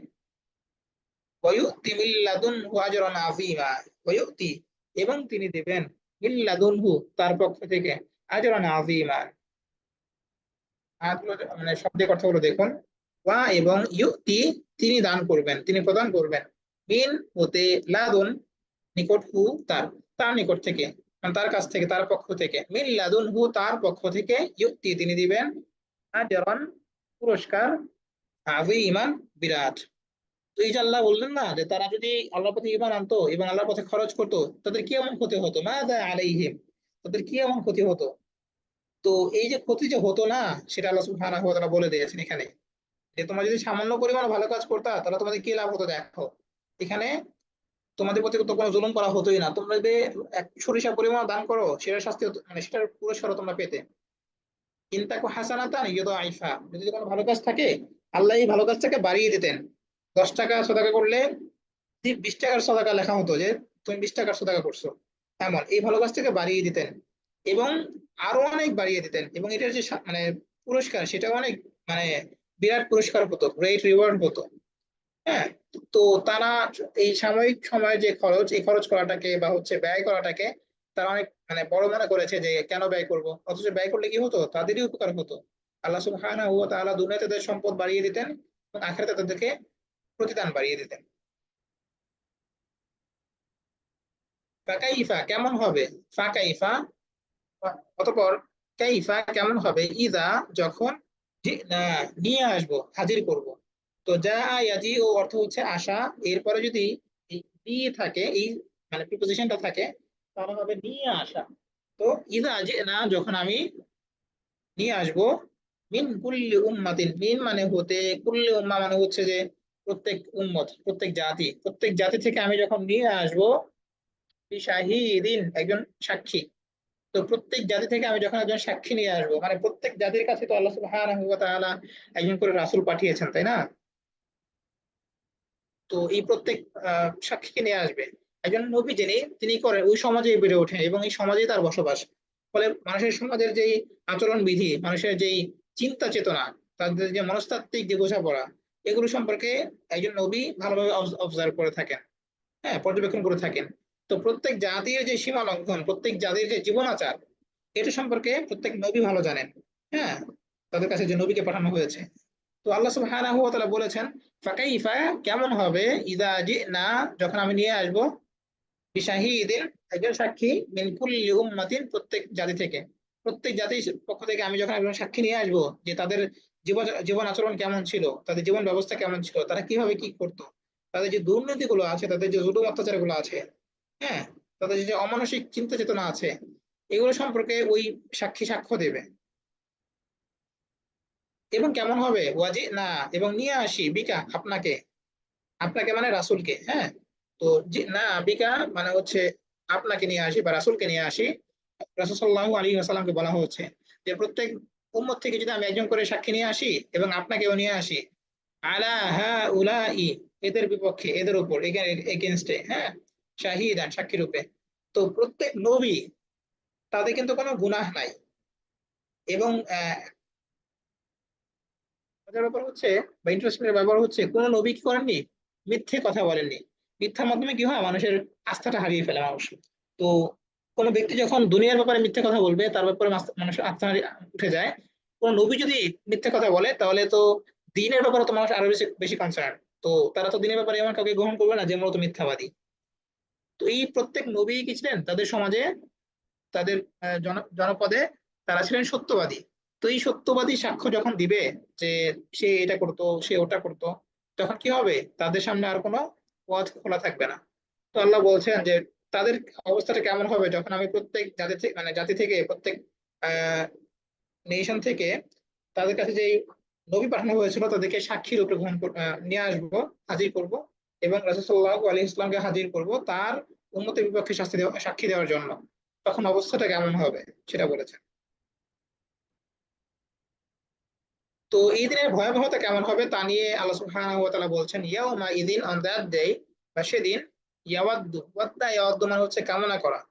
তো মানুষ কামনা করবে, আল্লাযীনা, কারা কামনা করবে, আল্লাযীনা, যারা, কাফারু, কুফর করেছে, অবিশ্বাস স্থাপন করেছে, ওয়া আসাউ, এবং আসাউ, নাফরমানি করেছে, অবাধ্য হয়েছে, আর রাসূলা, রাসূলের। তো প্রত্যেক জাতির কাছে যে রাসূলকে পাঠানো হয়েছে, সেই রাসূলের যারা অমান্য করেছে, রাসূলকে অবহেলা করেছে, অপমান করেছে, এবং যারা আল্লাহকে বিশ্বাস করেনি, আল্লাহকে যারা অস্বীকার করেছে, তো এমন ব্যক্তিরা সেই দিন, কিয়ামতের দিন, ইয়াওয়াদ্দু, তারা কামনা করবে। তো কিয়ামতের দিন কাফিররা এবং যারা রাসূলদের প্রতি মানে বিরুদ্ধাচরণ করেছে, তারা, এই সমস্ত লোকেরা কামনা করবে, লাউ, যদি, তুসাওয়া, সমান করে দেয়া হতো, বিহিম, তাদেরকে নিয়ে, আল আরদু, জমিনকে। তো যদি জমিন এবং তাদেরকে সমান করে দেওয়া হতো তাহলে মনে হয় ভালো হতো। কাফেরদের কামনাটা এমন থাকবে, যদি এই আখিরাতের ব্যবস্থা না করে, বা হচ্ছে এই আল্লাহ সুবহানাহু ওয়া তাআলার সামনে আমাদেরকে দাঁড় না করিয়ে আমাদেরকে যদি দুনিয়াতেই নিশ্চিহ্ন করে দেওয়া হতো, বা হচ্ছে কবরে যে আমাদেরকে রাখা হয়েছে এরপরে যদি আমাদেরকে আর মানে পুনরুত্থিত না করা হতো, যদি কোনো পুনরুত্থান না ঘটতো তাহলেই ভালো হতো। আমাদেরকে কেন দুনিয়াতে মিশিয়ে দেওয়া হলো না, নিশ্চিহ্ন করে দেওয়া হলো না, যাতে আমাদের কোনো অস্তিত্বই না থাকতো, ফলে আল্লাহর সামনে আমাদেরকে দাঁড়াতে হতো না। তো তার সামনে দাঁড়ানোটা ভয়াবহ, মানে সিচুয়েশনটা এত বেশি ভয়াবহ হবে যে মানুষ চিন্তা করতো যে আমাদেরকে নিঃশেষ করে দিলেই ভালো হতো, জমিনে আমাদেরকে ধসিয়ে দিলেই ভালো হতো, আল্লাহ সুবহানাহু ওয়া তাআলার মুখোমুখি আমাদের হতে হতো না, বা এই শাস্তির মুখোমুখি হতে হতো না। তো এই ভয়াবহটা এমন হবে যে শাস্তি পাওয়ার আগেই তাদের মনে হবে যে যে সিচুয়েশনে আমরা আছি তার সাথে আমাদেরকে নিশ্চিহ্ন করে দিলেই ভালো হতো, বা জমিনে আমাদেরকে ধ্বংস করে দিলেই ভালো হতো। বুঝা গেল তো কত ভয়াবহ হবে এই সময়টা, এই সিচুয়েশনটা। আল্লাহ সুবহানাহু ওয়া তাআলা এটাই বলছেন যে প্রত্যেক নবীরা যদি সাক্ষ্য দেয় তাদের বিপক্ষে, তাদের শাস্তিটা কেমন হবে। আর এই শাস্তির কথা ভেবেই তারা চিন্তা করবে যে আমাদেরকে যদি দুনিয়াতেই নিঃশেষ করে দেওয়া হতো, নিশ্চিহ্ন করে দেওয়া হতো, এটাই আমাদের জন্য কল্যাণ করা হতো। ওয়ালা ইয়াকতুমুনাল্লাহা হাদিসা, এবং আল্লাহ সুবহানাহু ওয়া তাআলা কি করবেন না, ওয়ালা ইয়াকতুমুনা, তারা গোপন করতে পারবে না, আল্লাহ, আল্লাহর কাছে, হাদিসান, কোনো কথা, আল্লাহর কাছে তারা কোনো কিছুই গোপন করতে পারবে না। তো দুনিয়াতে হচ্ছে কি, বিভিন্ন খুন গুম করে বা হচ্ছে বিভিন্ন অন্যায় করে পার পাওয়া যায়। হ্যাঁ, নিচের প্রশাসন দিয়ে মানুষকে হয়তো একটা বুঝ বা একটা ন্যারেটিভ দাঁড় করানো যায়, কিন্তু আল্লাহ সুবহানাহু ওয়া তাআলার কাছে এমন হবে না। তো আল্লাহ বলছেন যে ওয়ালা ইয়াকতুমুনাল্লাহ হাদিসা, এবং আল্লাহর কাছে তারা কোনো কথাই গোপন করতে পারবে না। তো কোনো ফ্যাক্ট বা কোনো কিছু তারা গোপন করতে পারবে না। এই হাদিস মানে হচ্ছে কথা, হাদিস মানে হচ্ছে রাসূলের হাদিস। তো এখানে আমরা বলবো সাধারণ অর্থে, শাব্দিক অর্থে, হাদিস মানে হচ্ছে কি, কথা। তো আল্লাহর কাছে কোনো কিছুই তারা গোপন করতে পারবে না। যদি গোপন করতে পারতো তাহলে তারা কি পেতো, ছাড় পেতে পারতো। কিন্তু আল্লাহ সুবহানাহু ওয়া তাআলা যেহেতু আলিম, তিনি সবকিছু জানেন, তিনি খবীর, তিনি, তার কাছে সবকিছুর খবর আছে। হ্যাঁ, এবং তিনি হাকিম, তিনি প্রজ্ঞাপূর্ণ, তিনি জানেন যে তার নেচার কেমন, তার চিন্তা চেতনা কেমন, এই সব কিছু তিনি জানেন। ফলে তার কাছে কোনো কিছু গোপন করা পসিবল না। তো এই ভয়াবহ সিচুয়েশনকে সামনে রেখে আল্লাহ সুবহানাহু ওয়া তাআলা বলেছেন যে ওয়ামাযা আলাইহিম লাউ আমানু বিল্লাহি ওয়াল ইয়াউমিল আখির, তাদের কি এমন ক্ষতি হয়ে যেত যদি তারা আল্লাহ সুবহানাহু ওয়া তাআলার প্রতি প্রকৃত অর্থে বিশ্বাস স্থাপন করত, এবং তাদেরকে যা দেওয়া হয়েছে, তাদেরকে যে অর্থ সম্পদ দান করা হয়েছে, সেগুলোর ব্যাপারে তারা দায়িত্বশীল হতো এবং খরচ করার মানসিকতা লালন করত। তো আজকের যে আয়াতগুলো আমরা পড়েছি, এখানে আমাদের কয়েকটা দায়িত্বের কথা বলা হয়েছে। একে তো হচ্ছে যে আমাদের পরিবারের প্রতি কিছু দায়বদ্ধতা আছে, যে সমাজে আমরা বসবাস করছি এই সমাজের মানুষের প্রতি আমাদের কিছু দায়বদ্ধতা আছে, এবং সর্বোপরি আমাদের পরিবারে একটা সুশৃঙ্খল জীবন ব্যবস্থা বজায় রাখা।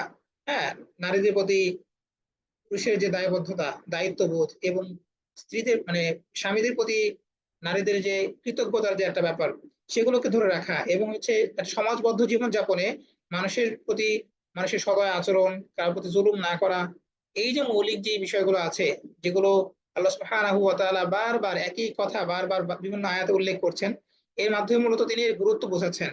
সমাজবদ্ধ জীবন যাপনে আমরা যখন বসবাস করছি, আমাদের কিছু রেসপন্সিবিলিটিস আছে। কারো প্রতি অন্যায় আচরণ না করা, যেমন আগের আয়াতগুলোতে বলেছি যে তোমরা কি করো না, অন্যায় ভাবে কারো অর্থ আত্মসাৎ করো না। ওলা তাকুলু আমওয়াল, ওলা তাকুলু মালাকুম, কি যেন এটা আছে, লা তাকুলু আমওয়ালাকুম বাইনাকুম বিল বাতিল ইল্লা তাকুনা তিজারাতান আন তারাদিম মিনকুম, এটা গত ক্লাসে গেছে, যে তোমরা কি করো না, অন্যায় ভাবে কারো সম্পদ আত্মসাৎ করো না। এখন তো ধরুন যে খুন গুম করে বিভিন্ন অর্থ আত্মসাৎ করা হচ্ছে, বিভিন্ন মারপ্যাচে ফেলে অর্থ আত্মসাৎ করা হচ্ছে। হ্যাঁ, মানুষের প্রতি নির্যাতন করা হচ্ছে, কিছুই না, শুধুমাত্র প্রমোশনের লোভে বা হচ্ছে একটা সামাজিক আধিপত্য বিস্তারের লোভে, মানুষের ভিতরে ভয়ভীতি সৃষ্টি করার জন্য। তো বিভিন্ন ভাবে আমরা যে অসামাজিক আচরণগুলো করছি, আল্লাহ সুবহানাহু ওয়া তাআলা আমাদেরকে বারবার বারবার বিভিন্ন আয়াতে সেগুলোর ব্যাপারে সতর্ক করছেন, এবং এগুলোর পরিণামটা কেমন হবে সেটাও আল্লাহ বারবার আমাদেরকে চোখে আঙুল দিয়ে বুঝিয়ে দিচ্ছেন। তো আজকে ক্লাসে আমাদের সামারি হচ্ছে যে এই আয়াতগুলো থেকে আমরা জানতে পারছি আল্লাহ সুবহানাহু ওয়া তাআলা আমাদেরকে দাম্পত্য জীবনে বা পারিবারিক জীবনে দায়িত্বশীল হতে বলছেন, এবং সেখানে যদি কোনো সমস্যা তৈরি হয় সেগুলো কিভাবে সলভ করতে হবে। প্রাথমিকভাবে 3টে স্টেপ নেওয়ার কথা বলা আছে, যে তাদেরকে নাসিহা করতে হবে, এবং তারা যদি তাতে অনুগত না হয়, সেক্ষেত্রে আমরা যাবো হচ্ছে তাদেরকে সামান্য তাদের সাথে আমরা সম্পর্ক ছিন্ন করবো। সম্পর্ক ছিন্ন বলতে তাদের যে ইন্টিমেসি বা হচ্ছে সময় কাটানো, সেটা থেকে আমরা বিরত থাকবো। যদি এতেও কাজ না হয় তাহলে আমরা তাদেরকে মৃদু প্রহার করবো। তাতেও যদি না হয় তাহলে সালিশ ডেকে দুই পরিবারকে জানানো, মানে প্রথম স্টেপটা হচ্ছে দুজনের মধ্যেই, যেটা অন্য কেউ না জানে জানা। তো তাতেও যদি মনে হয় যে না, কাজ হচ্ছে না, সেক্ষেত্রে উভয় পরিবার ডেকে একটা সমাধান করার চেষ্টা করা। তো যেভাবেই হোক আমরা চাইবো যে সম্পর্কটা যেন টিকিয়ে রাখা পসিবল হয়। তো এটা হলো প্রথম কথা, মানে এটা হলো পারিবারিক। এরপরে এই রেঞ্জটাকে একটু বাড়ানো হয়েছে মানে আত্মীয় স্বজনের দিক থেকে। একটা হলো একেবারে দাম্পত্য জীবন, আর এটা হচ্ছে পারিবারিক জীবন। তো পারিবারিক জীবনের মধ্যে আছে মা বাবার সাথে সম্পর্ক, নিকট আত্মীয়দের সাথে সম্পর্ক, ইভেন আপনার চাচার মানে আপনার বাবার যারা বন্ধু আছে তাদের সাথেও একটা চাচা সুলভ আচরণ করা। যে আপনার বাবা হয়তো ইন্তেকাল করেছেন, আপনার বাবার বন্ধু আছেন, তাদেরকে আপনার বাসায় ইনভাইট করা, তাদের সাথে একটা সুসম্পর্ক বজায় রাখা, যাতে তারা ফিল করে যে আমার বন্ধু নেই কিন্তু বন্ধু সন্তানরা আমাদের খোঁজ খবর নিচ্ছে। এই যে একটা সম্পর্ক, এটার কথা বলা হচ্ছে, যে আত্মীয়তার সম্পর্কটা যেন বজায় থাকে। পাশাপাশি সমাজবদ্ধ জীবন যাপনে আমাদের যে রেসপন্সিবিলিটিস গুলো আছে সেগুলোর ব্যাপারে যেন আমরা সচেতন হই। তো একটা হলো দাম্পত্য জীবন, তারপর পারিবারিক জীবন, তারপরে এলো সামাজিক জীবন, যে সমাজে যারা অসহায় আছে, এতিম অসহায় যারা আছে, বা দুস্থ যারা আছে, অথবা সাময়িক সময়ের সাথে সময়ের জন্য যার সাথে আমার সম্পর্ক তৈরি হয়েছে, তার প্রতিও যেন আমি দায়িত্বশীল হই, যে আমার দ্বারা যেন তার কষ্ট না হয়। আমরা অনেক সময় হয় না যে ট্রান্সপোর্টে, পাবলিক ট্রান্সপোর্টে সিগারেট ফুঁকতে থাকে অনেকে, কষ্ট হচ্ছে, তারপরেও সে বুঝতে চায় না যে এই সিগারেটটা তার জন্য ক্ষতিকর, বা হচ্ছে কেউ এই ধোঁয়াটা নিতে পারছে না, অথবা বৃষ্টি হচ্ছে বা ধুলা আসছে, আপনি জানালাটা খুলে রেখেছেন, ফলে পাশে যে রোগী আছে বা পাশে যে আহ, যাত্রী আছে তার কষ্ট হচ্ছে। তো এই ব্যাপারগুলো আমরা খেয়াল করি না। বা হচ্ছে শীত, তারপরে আপনি আপনার গরম লাগছে বলে বাতাসে জানলাটা খুলে রাখছেন। তো এই যে অসুবিধা তৈরি হচ্ছে, এগুলো থেকেও যেন আমরা মানে সতর্ক থাকি, যে আমার কারণে যেন সাময়িক সময়ের জন্য কেউ যেন কোনো কষ্ট না পায়। হুম। তো এই একটা সমাজবদ্ধ জীবনযাপনে, একটা পারিবারিক আহ বলয়ে, বা হচ্ছে সমাজের যে কোনো ক্ষেত্রে, যে মানুষের যে কোনো পরিস্থিতিতে আমরা যেন মানুষের প্রতি সদয় আচরণ করি, মানুষের প্রতি দায়িত্বশীল হই, কারোর প্রতি যেন কোনো অবিচার না করি, সেই ব্যাপারটাই আল্লাহ সুবহানাহু ওয়া তাআলা বারবার আমাদেরকে আলোচনার মাধ্যমে সতর্ক করেছেন। এবং আমরা যদি সদয় আচরণ করি, তাহলে আমাদের জন্য যে উপকার রয়েছে, যে পুরস্কার রয়েছে, যে আমাদের এই ছোট ছোট ছোট ভালো কাজগুলো, যেমন কারো শীত লাগছে, আপনার গরম লাগছে, ফলে জানালাটা খোলা থাকলে ভালো হতো আপনার জন্য, আপনি জানালাটা লাগিয়ে দিলেন, এই সাময়িক যে স্যাক্রিফাইস করলেন, এর জন্য আল্লাহ সুবহানাহু ওয়া তাআলা আপনাকে পুরস্কার প্রদান করবেন। এবং হাদিসে এটাও আছে যে কুল্লু মা'রুফিন সাদাকা, প্রত্যেক ভালো মানে ভালো কাজই হচ্ছে কি এক একটা সাদাকা। ওয়ালাউ আন তালকা আখিকা বিওয়াজহিন তালিকিন, যে তুমি যদি তোমার ভাইয়ের দিকে তাকে যদি মুচকি হাসি দাও, এটাও একটা সাদাকা। তো এই যে মানুষকে খুশি করার জন্য তাকে কারি অর্থ দিতে হবে তা নয়, বরং আমাদের একটু সহানুভূতিও কি করতে পারে, মানুষকে সাময়িক সুখ প্রদান করতে পারে, শান্তি প্রদান করতে পারে। তো এই যে একটা ভালো মানুষই ক্যারেক্টার গড়ে তোলা, এটাই হচ্ছে আমাদের আজকের আয়াতগুলোর একটা মূল বার্তা। এবং আল্লাহ সুবহানাহু ওয়া তাআলা আমাদেরকে সেটাই জানিয়েছেন যে এর পরিণামটা কেমন হবে এবং এর পুরস্কারটা কেমন হবে। তো আল্লাহ সুবহানাহু ওয়া তাআলা আমাদেরকে তার জীবন ব্যবস্থা, তার দেয়া জীবন ব্যবস্থা যেন আমরা নিজেরা বাস্তবায়ন করতে পারি, নিজেরা যাতে এতে সচেষ্ট হই, দায়িত্বশীল হই, এবং আমাদের মাধ্যমে যেন কারোর প্রতি কোনো জুলুম না হয়, কোনো অত্যাচার না হয়, সে ব্যাপারে যেন সতর্ক থাকতে পারি। আল্লাহ সুবহানাহু ওয়া তাআলা আমাদেরকে সেই বিষয়গুলোর প্রতি যত্নবান থাকার এবং সচেষ্ট হওয়ার তৌফিক দান করুন। জি। আজকে ক্লাস নিয়ে কারো কোনো মন্তব্য আছে, কারো কোনো প্রশ্ন আছে? কোনো স্পেসিফিক শব্দ, স্পেসিফিক কোনো ফ্রেজ, বা হচ্ছে কোনো সেন্টেন্স, বা অন্য কোনো বিষয়?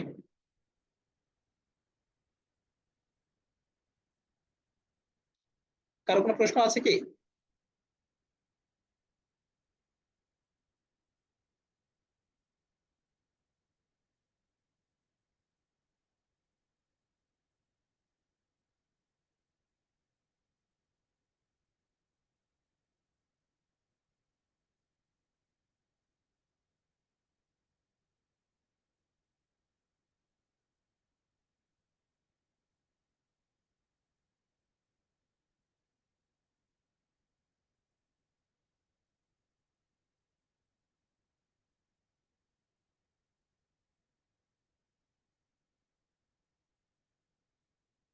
জি, যদি কারো কোনো প্রশ্ন না থাকে তাহলে আমরা ক্লাস শেষ করবো। জি হুজুর, ইনশাআল্লাহ আজকে শেষ করি, দেরি হয়েছে তো। সরি, ও মানে ক্লাসটা কি 1 ঘন্টা ছিল? হ্যাঁ হ্যাঁ, অসুবিধা নাই। ও আচ্ছা, আমি তো জানতাম যে 1 ঘন্টা 1.5 ঘন্টা, তো স্যার মনে হয় হ্যাঁ 1.5 ঘন্টায় হ্যাঁ নেন। হ্যাঁ, এক থেকে 1.5 ঘন্টাই নিতেন। জি জি জি, ঠিক আছে, ঠিক আছে। ওকে, ইনশাআল্লাহ, তাহলে আজকের মতো বিদায় নিচ্ছি, দেখা হবে নেক্সট ক্লাস ইনশাআল্লাহ। ইনশাআল্লাহ আসসালামু নেক্সট আলাইকুম। দেখা হবে। ওয়ালাইকুম আসসালাম ওয়া রাহমাতুল্লাহি ওয়া বারাকাতুহু।